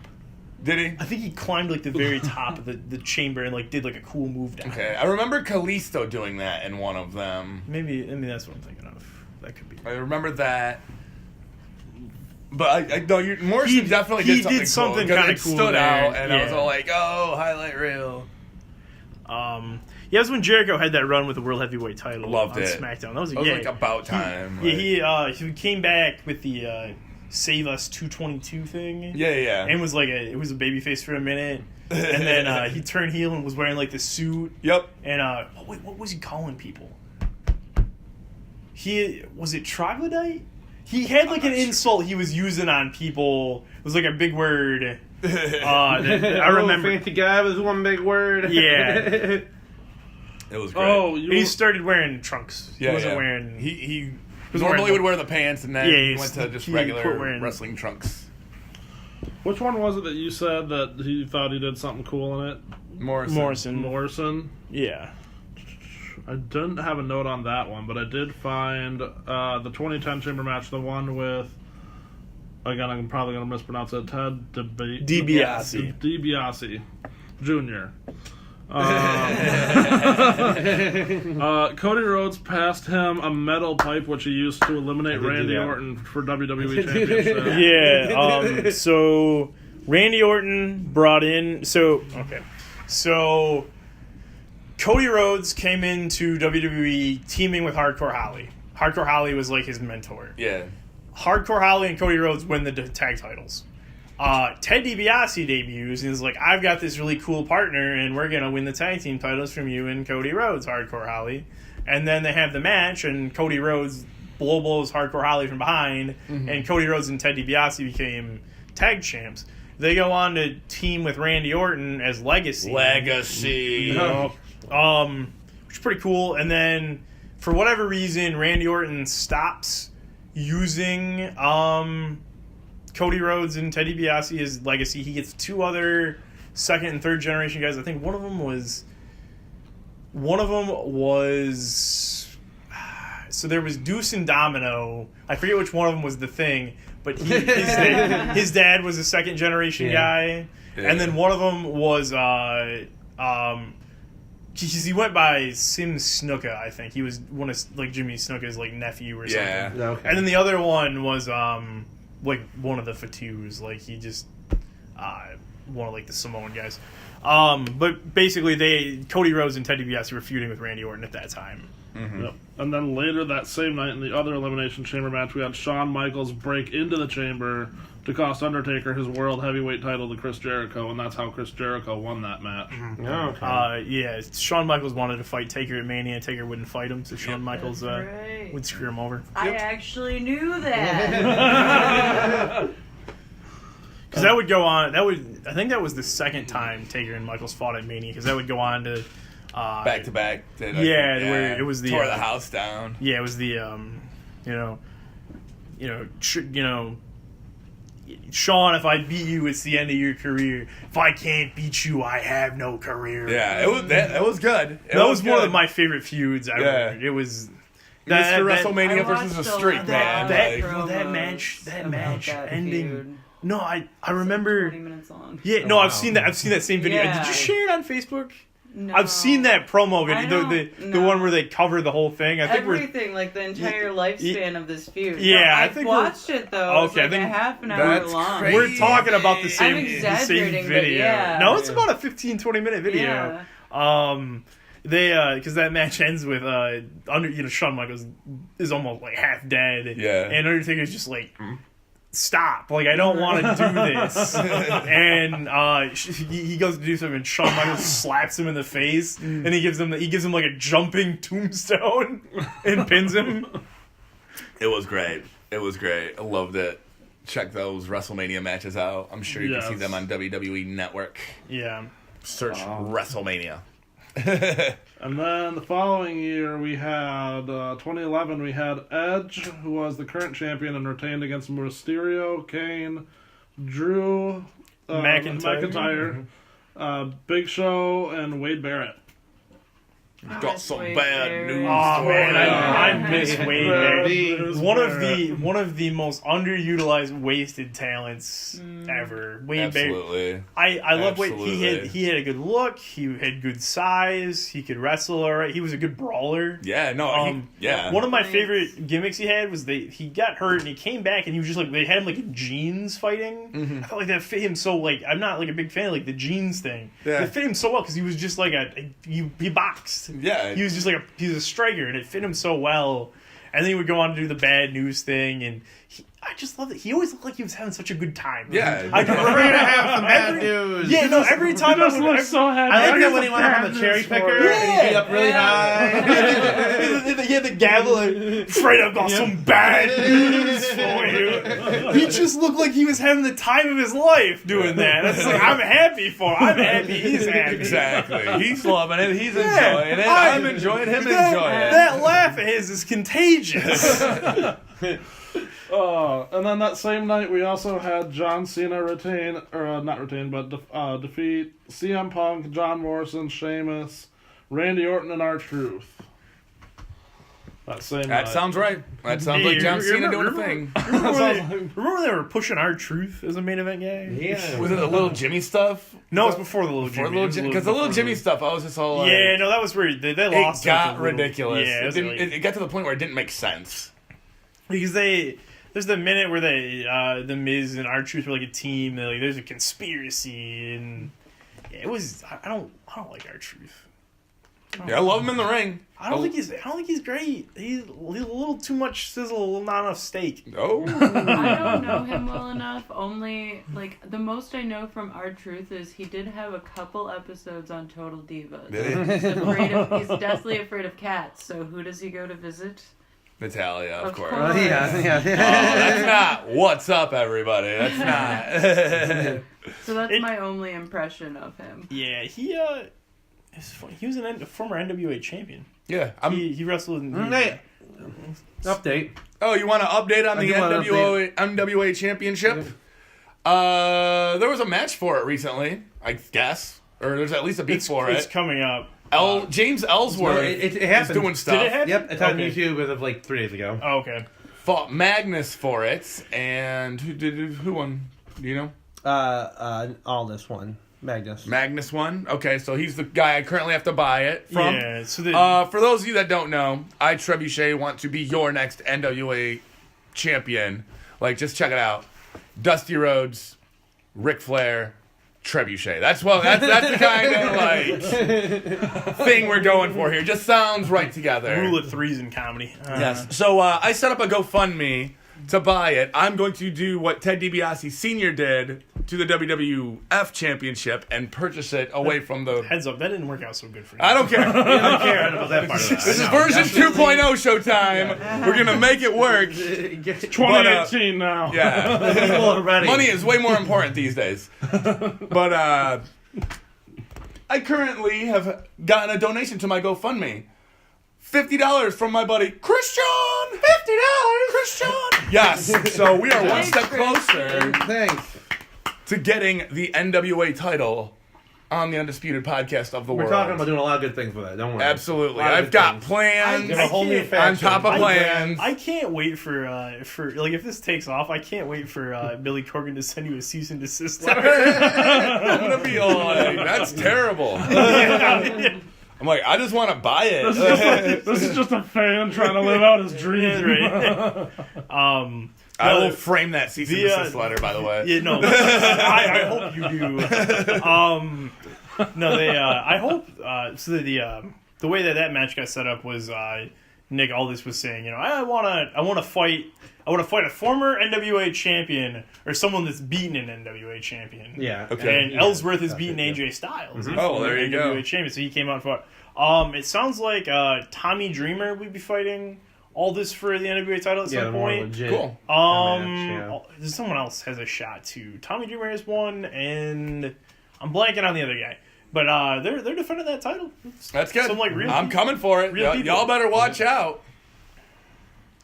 Sounds like I think if Tommy Dreamer wins the title, you got a better shot at buying it. Yeah, probably. I just, don't like- see Tommy winning it though. But No, but like Tommy Dreamer's like a big fan of those eating contests. You're just like, hey Tommy, I bet I can eat more hot dogs than you. NWA title on the line. oh, there we go. Okay, I'll get you All ready right. for that, by That's the way. that's all right. Thanks Showtime. I need. I guess you can see someone his stature winning an eating contest. But we'll see. Are you The kidding me? Have you Japanese seen people the are hot good at dog that. Yeah. fucking eating champions? They're like my size. Have you smelled what goes on in this What the house? Rock we can get Trebuchet hungry enough to eat enough hot dogs. We have the technology. The NWA title is on the line. He's super motivated. Like health out the window. Super motivated. Is that what they're calling it? yeah. Super motivated. Man, I've never The been only so thing, motivated the only before thing in my life. it's actually the only thing you're motivated to do is eat. And win the NWA championship. Insert on one thing. Yeah, come on now. I can't wait to defend it with pride and cowardice. I thought you were going to be weaseling heel. tactics. All the I thought we heel. agreed Oh, when yeah. you're going to get to take on Shinsuke. What? Oh, no, that is a match I want to see. The bitter rivalry between Trebuchet and Shinsuke. Oh, yeah. Yeah, no. So I wasn't here to You can defend bring the heat. Shinsuke last Bring the week. heat Yeah. because Yeah, I there was, stand by it. There was some nonsense going on last week in my absence. I don't Thank know you. what you're talking Thank about. you. I don't know what you're talking about at all. Sure, she's just like, yeah, It says it all. Shinsuke is not that great. I'm sitting in my apartment going, what? I'm not sold that he's We're sitting WrestleMania over main here, event sir, worthy. sir. I'm not. I know. You can send the heat to @Trebuchet LOL all you want. I'm not going to read it, but you can send it that way. Yeah, But I just do not. I don't know. I'm very opinionated about my main events at WrestleMania. Yeah, even though we're gonna have like 7 of them. yeah. Such a rare thing. We've got 6 more matches. We're on number 14 of 20 here, so Okay. we're winding down. We've Making got- it through. Yep, we've got the next one in February 2012. We've got CM Punk, the current champion, retaining against The Miz, Chris Jericho, Kofi Kingston, Dolph Ziggler, and R-Truth. Was that during CM Punk's like really long run as champion? I think so. I'm It assuming. just seems like it's hang in on. the time. Read me those entrants again. CM Punk, The Miz, Chris Jericho, Kofi Kingston, Dolph Ziggler, and R-Truth. Okay, that's not the one I'm thinking of. Continue. All right. There's a funny story about one of them. It's not that one. Yep. That one was on Raw. On SmackDown that same night, we had Daniel Bryan, the current champion, also retaining against Santonio Marella. Santino, sorry. Wade Barrett, Bad News Barrett, Cody Rhodes, Big Show, and Khali. Okay. I don't remember that one very well. Me either. It's terrible. Doesn't sound like we Wasn't very Yeah. memorable. I hope I didn't get crushed by Kelly. And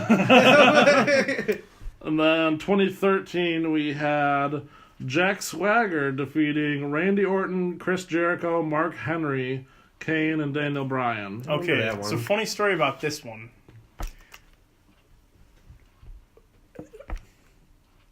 Wait, hang on. Is Mark Henry in another chamber after this? I don't believe I wrote his name down twice. Okay. So, I'm trying to remember exactly how it went. But someone gets eliminated from this match too early. And, like, it throws Oh, the yeah. entire match off.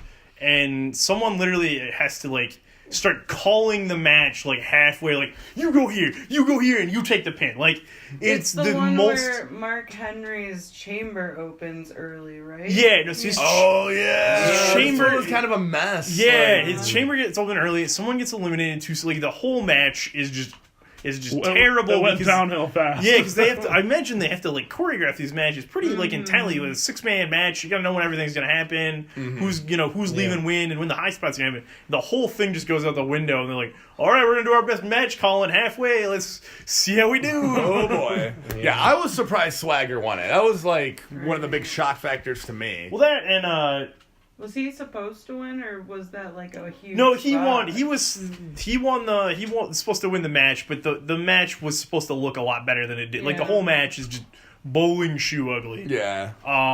Do we remember? Wasn't the thing that Mark Henry's door opens and he just stood there for like, I don't remember what the controversy was exactly. Someone tell us. I don't. I think he. Google. I'm pretty sure it opened too early, I and was asking he's. Trebuchet. I thought he came out. I wasn't sure though. I think it opened too early, and then he did stand there like an idiot for a second. And they're like, "Well, this looks dumb if I'm just gonna stand here and not go out there." Everything that went wrong. There's an article that says everything that went wrong in the 2015 Elimination Chamber match. Let's hear it. You know this is going to be good. There's a whole article to it. I do remember back to a couple Elimination Chambers, like one of the first ones. It was the one where Goldberg was in it. So, pre-match. Not even... We're already got some shit up and didn't even start yet. Rusev was supposed to be in the match, got hurt. They replaced him at the last minute with Mark Henry. Right. Boom. Already a problem. I do remember that. Yes. Mm-hmm.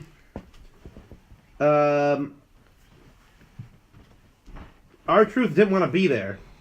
FYI. Just throw that out there. Like, he knew he had no chance of winning, and he did not want to be there. And then, JBL... They want you to note in this article that JBL describes the pods not as bulletproof, like we were talking about before, but this is even better. It's Lexan glass, the same material used for armored vehicles. Even better. That sounds like something JBL would say. Exactly. He's the smartest dumb guy I've ever heard. He knows a lot of weird, intricate stuff, but just uses it all wrong. All right, and then I'll just read this. This is a paragraph that describes exactly what we were trying to get out. The match starts conventionally, with Barrett largely dominating both Ziggler and R-Truth, until the first major accident occurs and everything goes out of control. Seeking to punish Ziggler, Barrett shoves him into the back of the pod containing Mark Henry, and the cheap plexiglass armored vehicle panel pops out of place, collapsing to the ground. Boom! There's nothing to keep Mark Henry in his pod. He takes a tentative step outside, only to freeze because he has no idea what he's supposed to do. He asks the ref what he should be doing, and the ref signals a shrug. I don't know, man. That's how I remember. I just like to think referee Chad Patton just going, "Fuck if I know." The equally confused cameraman drifts between different competitors until Henry decides "fuck it" and awkwardly enters the match. And then, while Ziggler and Barrett brawl, Henry stands rigidly in place like a zombie. And there's a picture. Show the class. You can't see it on the radio. I know. Mm-hmm. Okay. Over confusion on what he should be doing. But Barrett then hits a signature move on Ziggler and goes for the pin, only to have it broken up by Henry, who's so flustered he apparently forgot he's in an elimination match. Yeah, no, that's right. He does break up a pin for no reason. And then JBL starts yelling at him. And, I mean, then there's more paragraphs. I'm kind of skimming it through what happens. I remember vividly... Because at a certain point, the guys all kind of stand away from each other. Yeah, and they're kind of what are yeah, we they're all doing? it's supposed to look like a tense moment where they're staring at each other and ready to fight. But Ziggler's calling the match while it's happening. All right, you're gonna Yep, the picture I'm pointing. This is what we're doing. Yeah, it was. This match was a mess. Oh my lord! I don't know. The announcer said Dolph's trying to negotiate a deal in there. I don't know if you guys noticed this while you were talking, but while you were doing that, I put in my notes with a little arrow next to it and relabeled this, the one that went wrong. To be honest, if that was the last Elimination Chamber match they ever did, I wouldn't have been surprised. It was just like, yeah, this idea is done. We had our fun with this. Definitely jumped the shark. 16 matches later, we're done. Yeah. At one point, Ziggler's yelling, "Clothesline me," to people. Somebody hit me, please. Oh man, I gotta watch this on the WWE. It's less funny than it sounds. Yeah. It's hard It's like it's not fun to watch. It's choke funny, it down. Yeah, it's funny to read things, about and to think about. Once you start watching, you're just like, this isn't. I Fun. think it's still gonna be funny for me now because I'm gonna remember all the commentary so we It had. hurts me to watch the Sheamus gets wrestlers out- in there. I'm like, oh, it's painful. When Sheamus gets out, he's the last one to come out. He throws Ziggler back into his pod, and then that pod also breaks. Because it's made of like some Plexiglass. awesome material. Yeah, and then it goes on to say that. Well, because who won? The one, so like when Goldberg spears the guy through that glass, they had to gimmick that glass because the glass isn't supposed to even be shattered. It's not supposed to be shatterable. Right. It's supposed to pop out of place before it breaks. Yeah. So the one that will break, they have to like gimmick in such a way that it will break. No, back to the Goldberg one really quick. I was trying to get to it earlier. Yeah. I remember that his pod was he was the last guy to come out and it was opening. Flair was on the outside trying to keep it closed. Mm-hmm.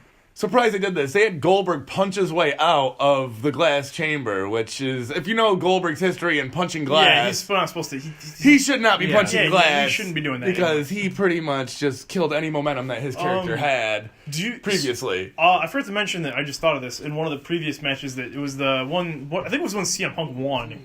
They had it. I'm pretty sure it was booked this way, but his pod didn't open correctly.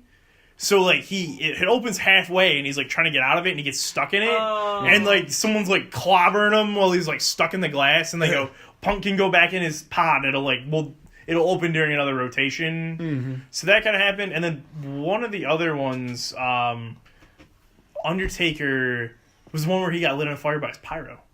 Oh yeah. So on the way to the ring, he had the fire pot, the fire come up, and he got hit. He gets hit by the pyro. He throws his jacket off. I think you can hear him yell "fuck" too. I'm pretty sure you can hear it. And he gets in the cell, and the story is they had a doctor check him when he was in the pod to make sure he didn't have 3rd-degree burns. Yeah. And then the whole time they're just giving him bottles of water for him to dump on himself in the pod because he had 2nd-degree burns. He's just tough man right there. Yeah.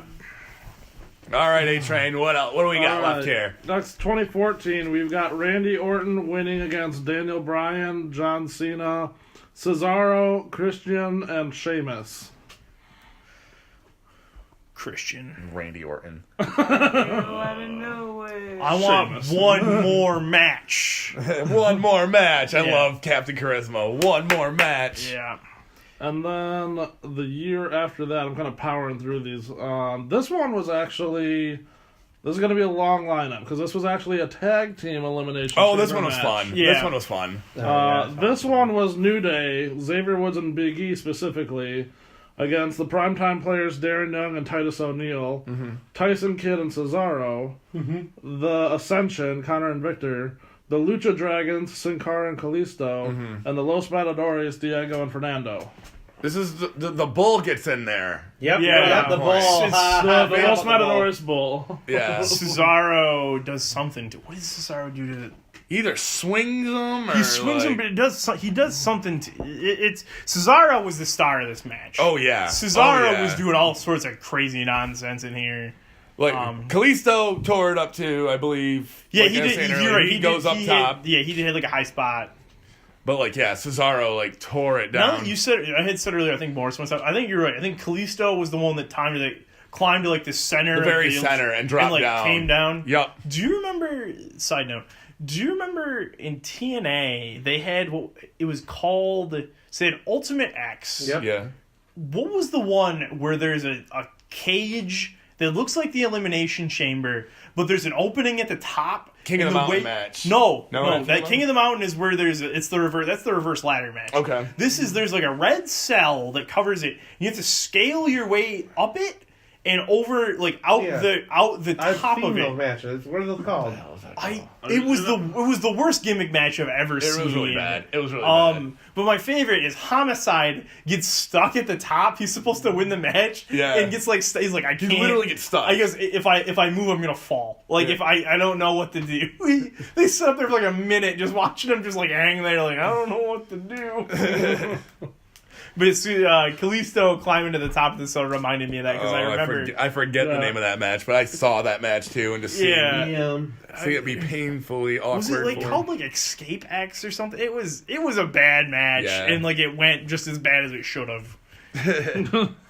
Escape, Escape. Escape. Okay. God damn it, that's such a terrible. That's such a TNA thing. It wasn't at a lockdown. I thought it was at a lockdown. Yeah, it would make sense. That sounds like that was in the boardroom. All right, guys, we need a name. Let's name this thing already. I would not be surprised to find out that Vince Russo had his thumbs all in that pot. Yeah. Oh yeah. All right, second to last one. These are just ones that have already taken place, but we have 2015. Ryback winning against Sheamus, Dolph Ziggler, Mark Henry, R-Truth, and King Barrett. They had put that time. Mm-hmm. I don't know if that was a character change for him. It was. He won King of the Ring. King of the Ring, the first one. Gotcha. In a very long And then time. did nothing. Yep. Yeah. Which was very disappointing. Proceeded to just job like crazy. Just terrible. I can understand now why he did nothing, because I know Bad News Barrett. I don't know King Barrett. We must have snuck past the one where Edge loses his title earlier in the night, and then We did. We did not mention that. yeah. So at one point, Edge loses his title in the Raw match. Either lose, you lost the WWE Championship. Yeah, he loses the WWE Championship in his match, and then would go on. Kofi Kingston's supposed to be in the other title match in the main event, and would Take his spot. yeah, he would beat him down. He beat him up on the entranceway, and would take his spot in the match and would go on to win the heavyweight World title. Heavyweight Championship. So Edge pulled double elimination chambers in one night. yeah, Lost his first one, won the second. it was great. That's cool. All right, and then we have last year's 2017's Bray Wyatt winning against John Cena, who was the champion at the time, AJ Styles, The Miz, Dean Ambrose, and Baron Corbin. The new set. Baron Corbin. Yeah. The not so steel and way more forgiving elimination chamber. This one's not circular anymore. Yeah, it definitely. It's taller. There's more headroom if you want to go on top of a pod. Everything. So in the old elimination chamber, everything's kind of circular. Yeah. Pods are half circles, and the whole thing is a circle. Yeah. This is everything square. Square. Yeah. It definitely does look a lot. I'd rather take a bump in that one than. Oh, and the old one. Oh my God. Yeah. That was. Actually, at the first one, Eric Bischoff comes out before it with a pipe. Yep. And just hitting things. Yeah. To show it's all metal. Yep. Just in case you didn't believe it or not. Solid steel. Yeah, these are not plastic chains. Yeah, Absolutely, yeah. And then this next upcoming one is going to be unique, I heard, because it's going to be the first ever 8-man elimination. Or Seven. Seven. I don't know where I got 8 from. But Did they announce that then? Yeah. Okay. So on Raw, have you seen Raw yet? We watched. We just did. Raw. Well, we Okay. saw the We double haven't pin, seen but that. Okay. Oh, yeah. So they announced that both Balor and Rollins are going. Boo! Yeah, I'm assuming they're going to start it as a triple threat. Yeah, so that's. I was wondering about that. Miz is going to be in there. It seems most likely that it'll start with 3 men. And then 4 in the pods. That makes sense. For the pods, it would be kind of cool to see him put a 5th pod in there because this is a new cell. Yeah. That might happen. They could. I doubt it, most though. likely it'll just be 3 men to start rather than 2, which I don't hate. See, I thought they might just have Balor fight Rollins one-on-one on Raw or something to just... Yeah, no, they announced they're both going. Okay.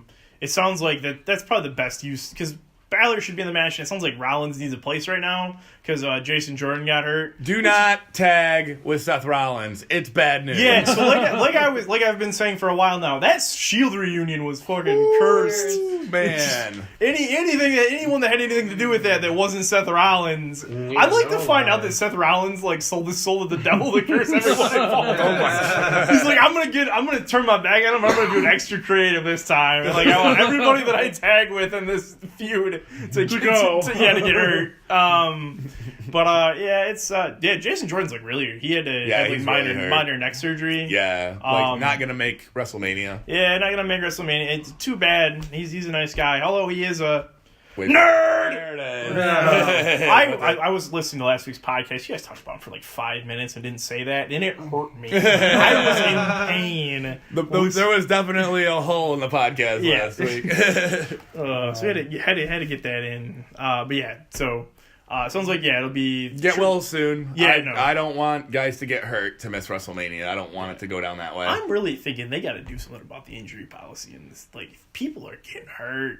They're dropping like flies, They especially on are. Raw. Well, they're both dropping like flies, and people involved in like relevant storyline. It's not like cruiserweight it's not like goes a out, lower Carter is getting hurt. Like guys in like the main event are getting hurt. And they're having to rewrite plans like crazy.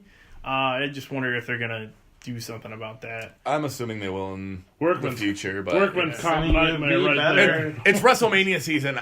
Like they're gonna try Well, to keep guys healthy. right now they're just trying to get a lot of people involved because WrestleMania is coming up, but they really should just stick to a system. They have enough people to write. It'd be better to write in if they're just voluntarily leaving for a while, so they don't get the stress of the injuries. Yeah, you also prolong people's careers that way. Exactly, yeah. So for 3 months at a time, Seth Rollins won't wrestle, but you're going to have him for 5 more years because he gets a chance to not get hurt all the And then time. you don't have to rewrite everything. And then we also have the women's Elimination Chamber match this year. That's gonna be historic. yeah. Not fair to miss Alexa Bliss. That's all I'm saying. Asuka's not in it. Asuka's not in it. Asuka's Asuka's not in- fighting Nia Jax. Asuka's not in Yeah. it? She's not in Asuka- it. Oh. It's She and Nia are it's Alexa Bliss versus Bayley versus Mandy Rose versus Mickey James versus Sonya Deville versus Sasha Banks. Really? So, I mean, okay, in that case, Alexa's moving on, but I am not Alexa has not impressed me as a champion. She's classic heel. Just classic.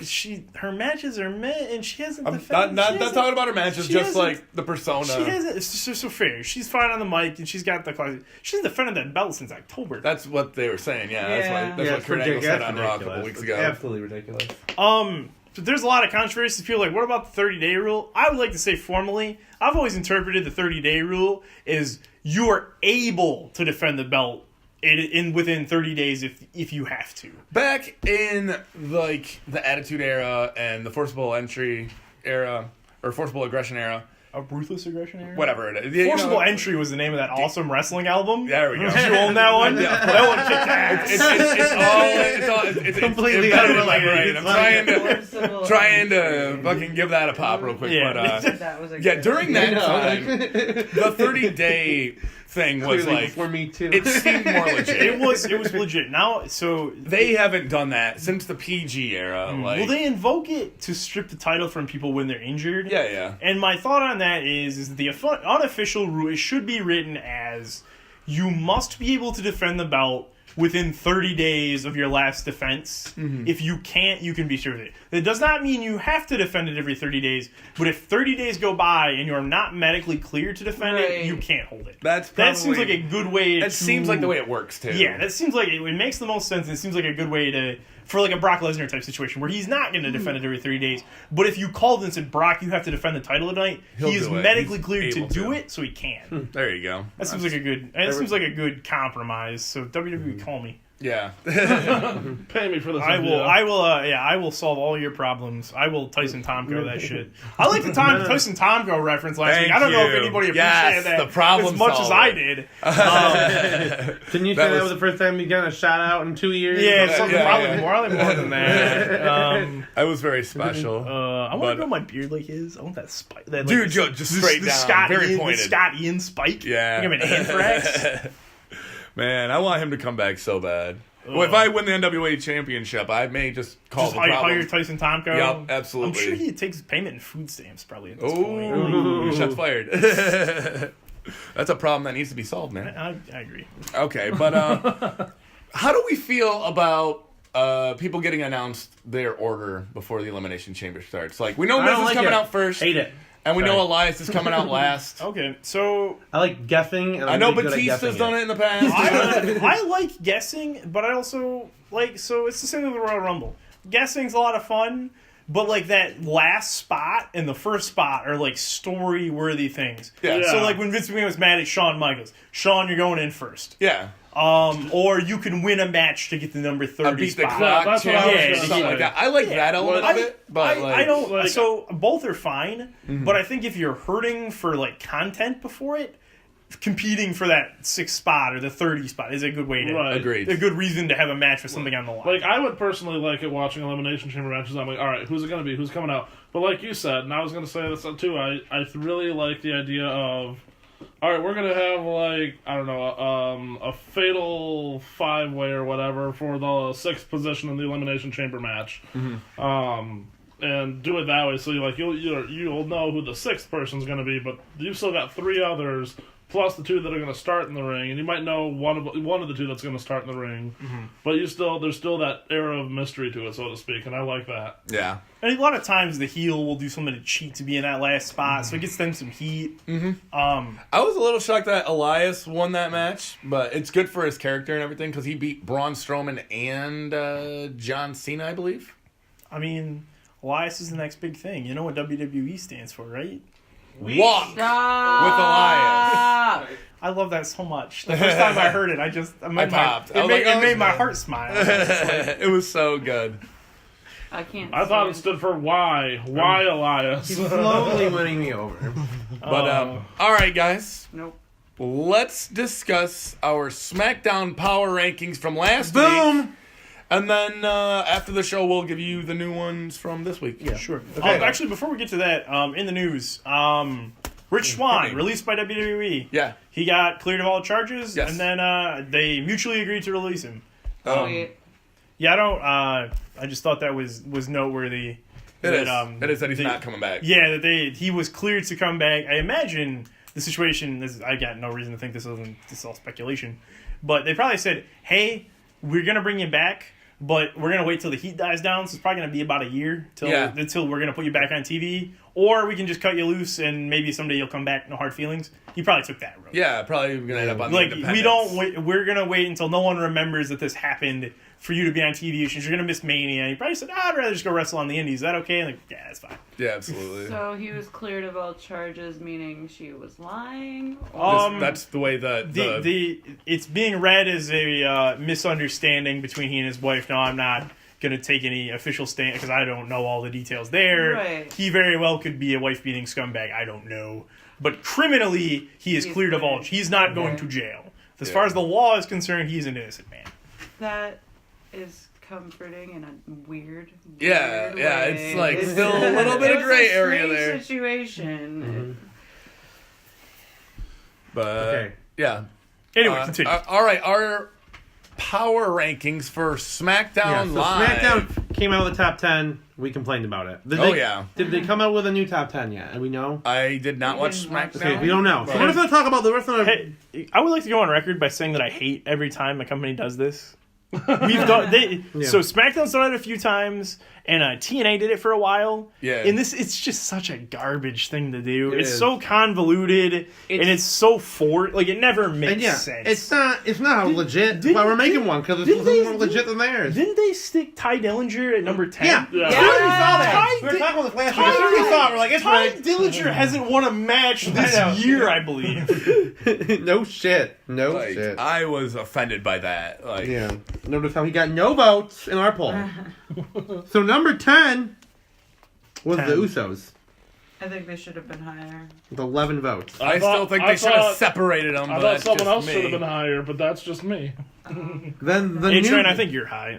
then the New Day comes in right after them at 12. Interesting enough, the Usos See? are the champion. Yeah, It's rigged because there are 3 people in That's- the New Day, and there's only 2 people in the Usos. So Thank per you. person, they're doing pretty good per Thank vote. you.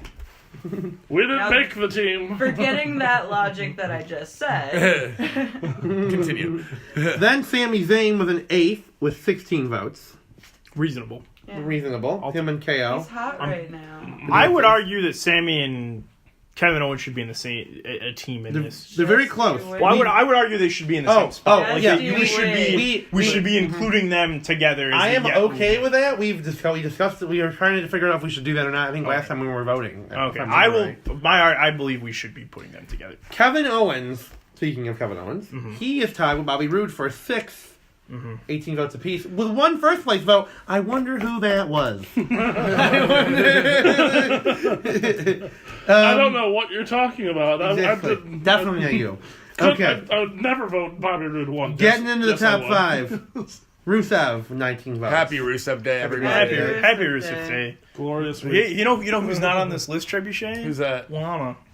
I thought they were a team. I thought no. Rusev Day was a She team was with on the my Rusev and Lana together. No votes. Maybe in the mixed match challenge. Not this. Come on. Sorry. I forgot. I can't wait to win that beer from you. I knew I was forgetting something. Put Lana on my top 10 list. We'll redo it. We're redoing it if we see this. We're all seen SmackDown. 20 votes for Shinsuke, who got 4th. Shinsuke should be Higher. I voted him should be second. Should be second. Yep. I think I'm happy with 4th. I am too. I actually like. I think this he should be list a higher. lot. Becky Lynch in 3rd with 21. That doesn't make any That's sense too high to me to at me too. all. I agree with that. Too high. This is a Becky household. I'm not saying I don't like her. I think she's great, but just due to the current standings, I don't know why she's that high. Well, This is a Becky's first- house. She's gonna show up with Becky if you won't watch it. First of all, guys, No. there is no parameters for this top 10 list. It's based on Clearly. It is, Favoritism. It is nepotism. favoritism. See, I basically put my top 10 in order, like based on like in-ring work and like promos and stuff I've seen in the past. I think you're healthy and you should get a push. Like that's So like, we're not basing it based on how they're currently being used. No, this is just personal opinion. a little bit. Like that's the thing. Like Contest. it's individual. It's a weird pull preference. for sure. Yeah, It's like, a, there's no still better real- than the one the That's products fine. pumping That's out. fine. But I believe but- I believe the five of us could book the company better than is currently being booked. But that's neither here nor there. What's happening here? We're getting Fantasy into my football. favorite part of this poll here, because I'm all about face wrestlers. One of my favorite wrestler is a face, but this was a total heel move on my part. Yeah. Okay, second place, AJ Styles, our current WWE champion, with 3 first place votes. And if you infer that 10 votes for first place voting, someone did not. Vote. The one person that voted for Bobby Roode first place did not have AJ Styles in his poll. Fucking up the curve, A-Train. Wow. And then This is why we can't have nice things. Charlotte, The number A-Train's 1. derailed, man. Charlotte number Charlotte! one. Charlotte is the best. Charlotte number 1. That song's real catchy. What did I miss? Last Did week. you watch Mixed Match Challenge where I sent you the gif of Lana Rusev. the best, Lana Lana number 1. It's just a new chant. It's so catchy. So catchy. Oh yeah, we gotta watch that too. Is Rusev doing anything that isn't over these days? He's literally he might be the best He part. should be higher than 5, You need honestly. to watch the Mixed Match Challenge to understand just how much that statement is appropriate. Rusev. I honestly is think the best. if I come without watching the new episode of SmackDown, I would put Charlotte, AJ Styles, Shinsuke, and Rusev as 4 of my top 5. 4 of my top 4. I don't know what order. But I also think so. I don't mind men and tag teams together. I think maybe there should be like a top 5 list for women because it does seem like how do you? Because I always think the WWE champion on SmackDown should be the highest. Yeah, But I'll hear an argument that should the women's champion be number 2? Should they be number 1? Should they be I further think down the list? then you compare them, like they're Yeah, even. I guess I don't. Try to decide. I'll go ahead and say it. I don't think the women's title should be held in the same plane as the WWE title, the most prestigious title in all of wrestling. Sorry. Send your hate mail at Showtime Schultz. I'm sure I'll laugh at it. That's fine. You can read your hate mail when I'm reading my Shinsuke hate mail. Just, Yeah. Okay. Unlike me, you deserve yours. Oh, okay. That's fine. But, I also- want to be your NWA champion. Send that hate this way. Also receiving votes, Randy Orton got 6, so he'd be like 11th. Naomi got 5, Baron Corbin got 4, Natalya got 3, Jinder Mahal got 2, and Daniel Bryan got 1 vote. Yeah. 10th place vote. So I guess this is a Did no Daniel, household. did Daniel Bryan do something and I missed it? No.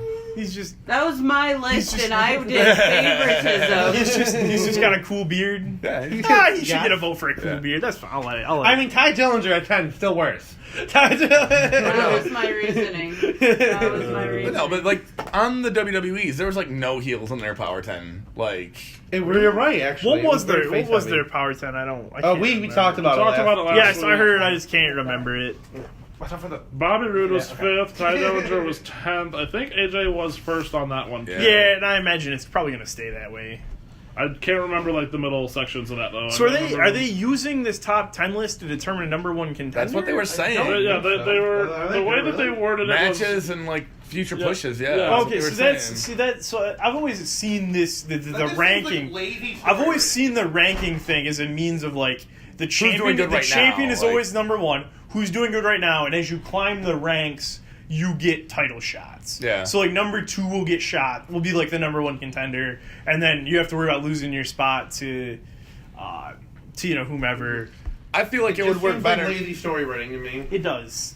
It would work better if you like class it up in like Intercontinental, US, WWE. Yeah, so like every title has a contender list. Like that makes a lot of sense. But putting everybody together in a whole, it makes this list a little bit. It's a little too convoluted. And then were there women on the top 10 list? Yeah. So now you're mixing intergender stuff in there too. So how do you? That's what I'm saying. Like the basis for the top 10. This all seems so arbitrary. And because of that, we're gonna do it again. We're gonna keep doing it until they're done doing it because ours is still better because it's not bad. And they keep tweeting out our power top 10 rankings. When you word it that way, it makes ours even makes a little bit of sense because if you work with the gender roles of each division, we have Charlotte in first, and if the number 1 contender was going to be the woman below her, it would be Becky Lynch in third. But then we have AJ Styles in second, who's above every other male. But there's Shinsuke is beneath him. But there's no other women on there. So ideally, this would work. That like so on a women's list, Charlotte would be champ. Yeah, Charlotte would be first in the power rankings. Okay, so whomever is number 1 contender, so let's say Becky in this opportunity, she would be number 2. Mm-hmm. And then, so now there might be a match between Becky and Naomi, who's number 3.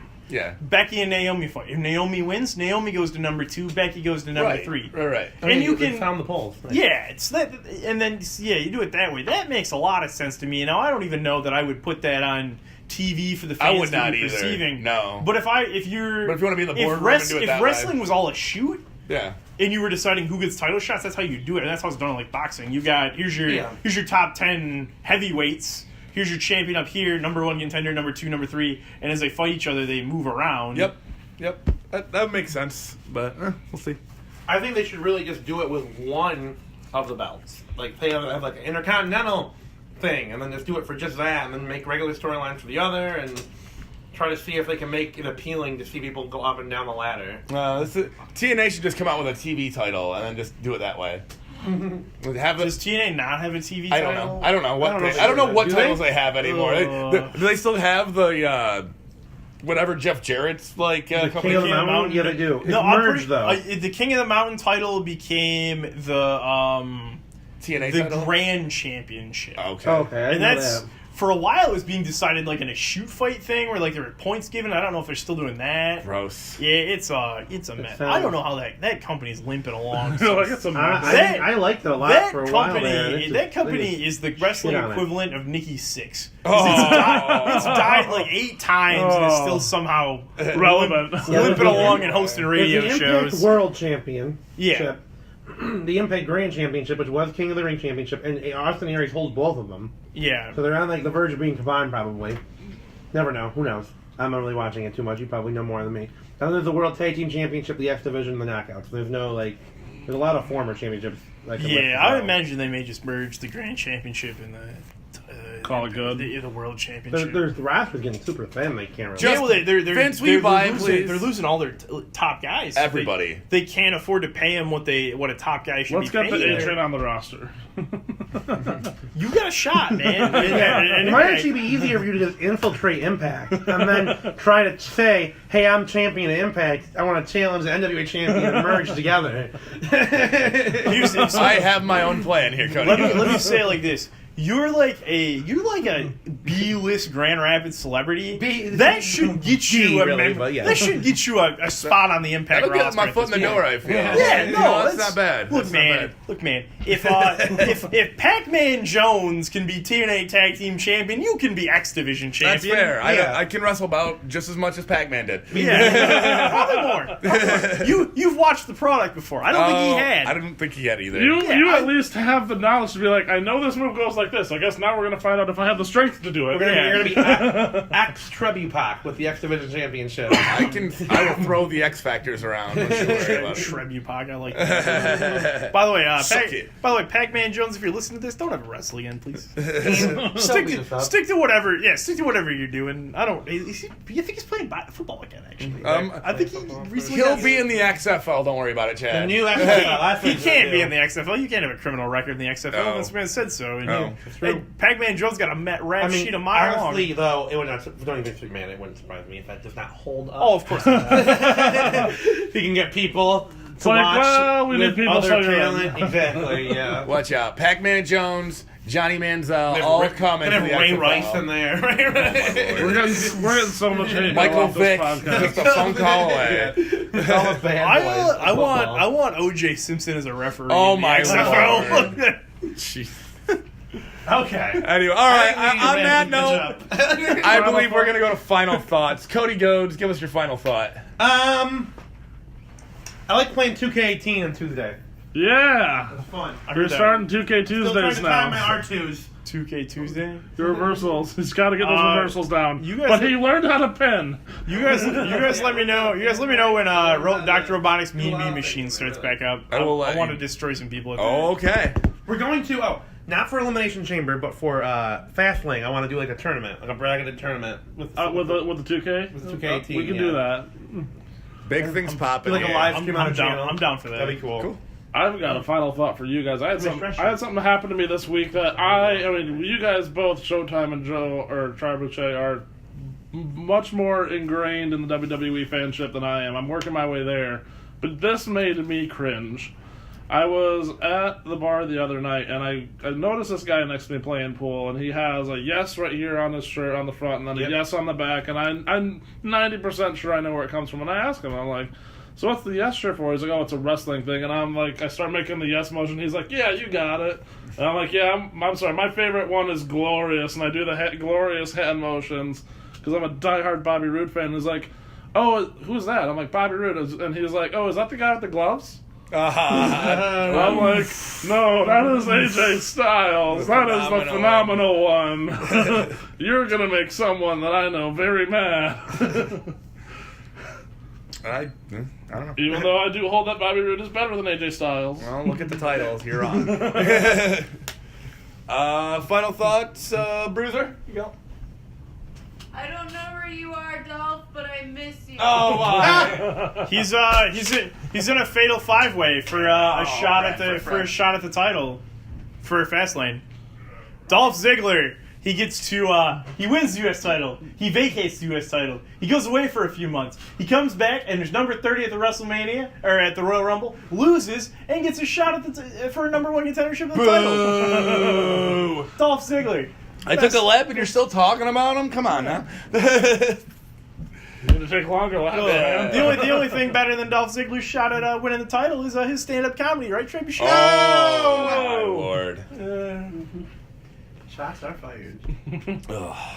It's male cheerleaders, man, I tell you. It's right up there with George W. Bush. I saw someone like took the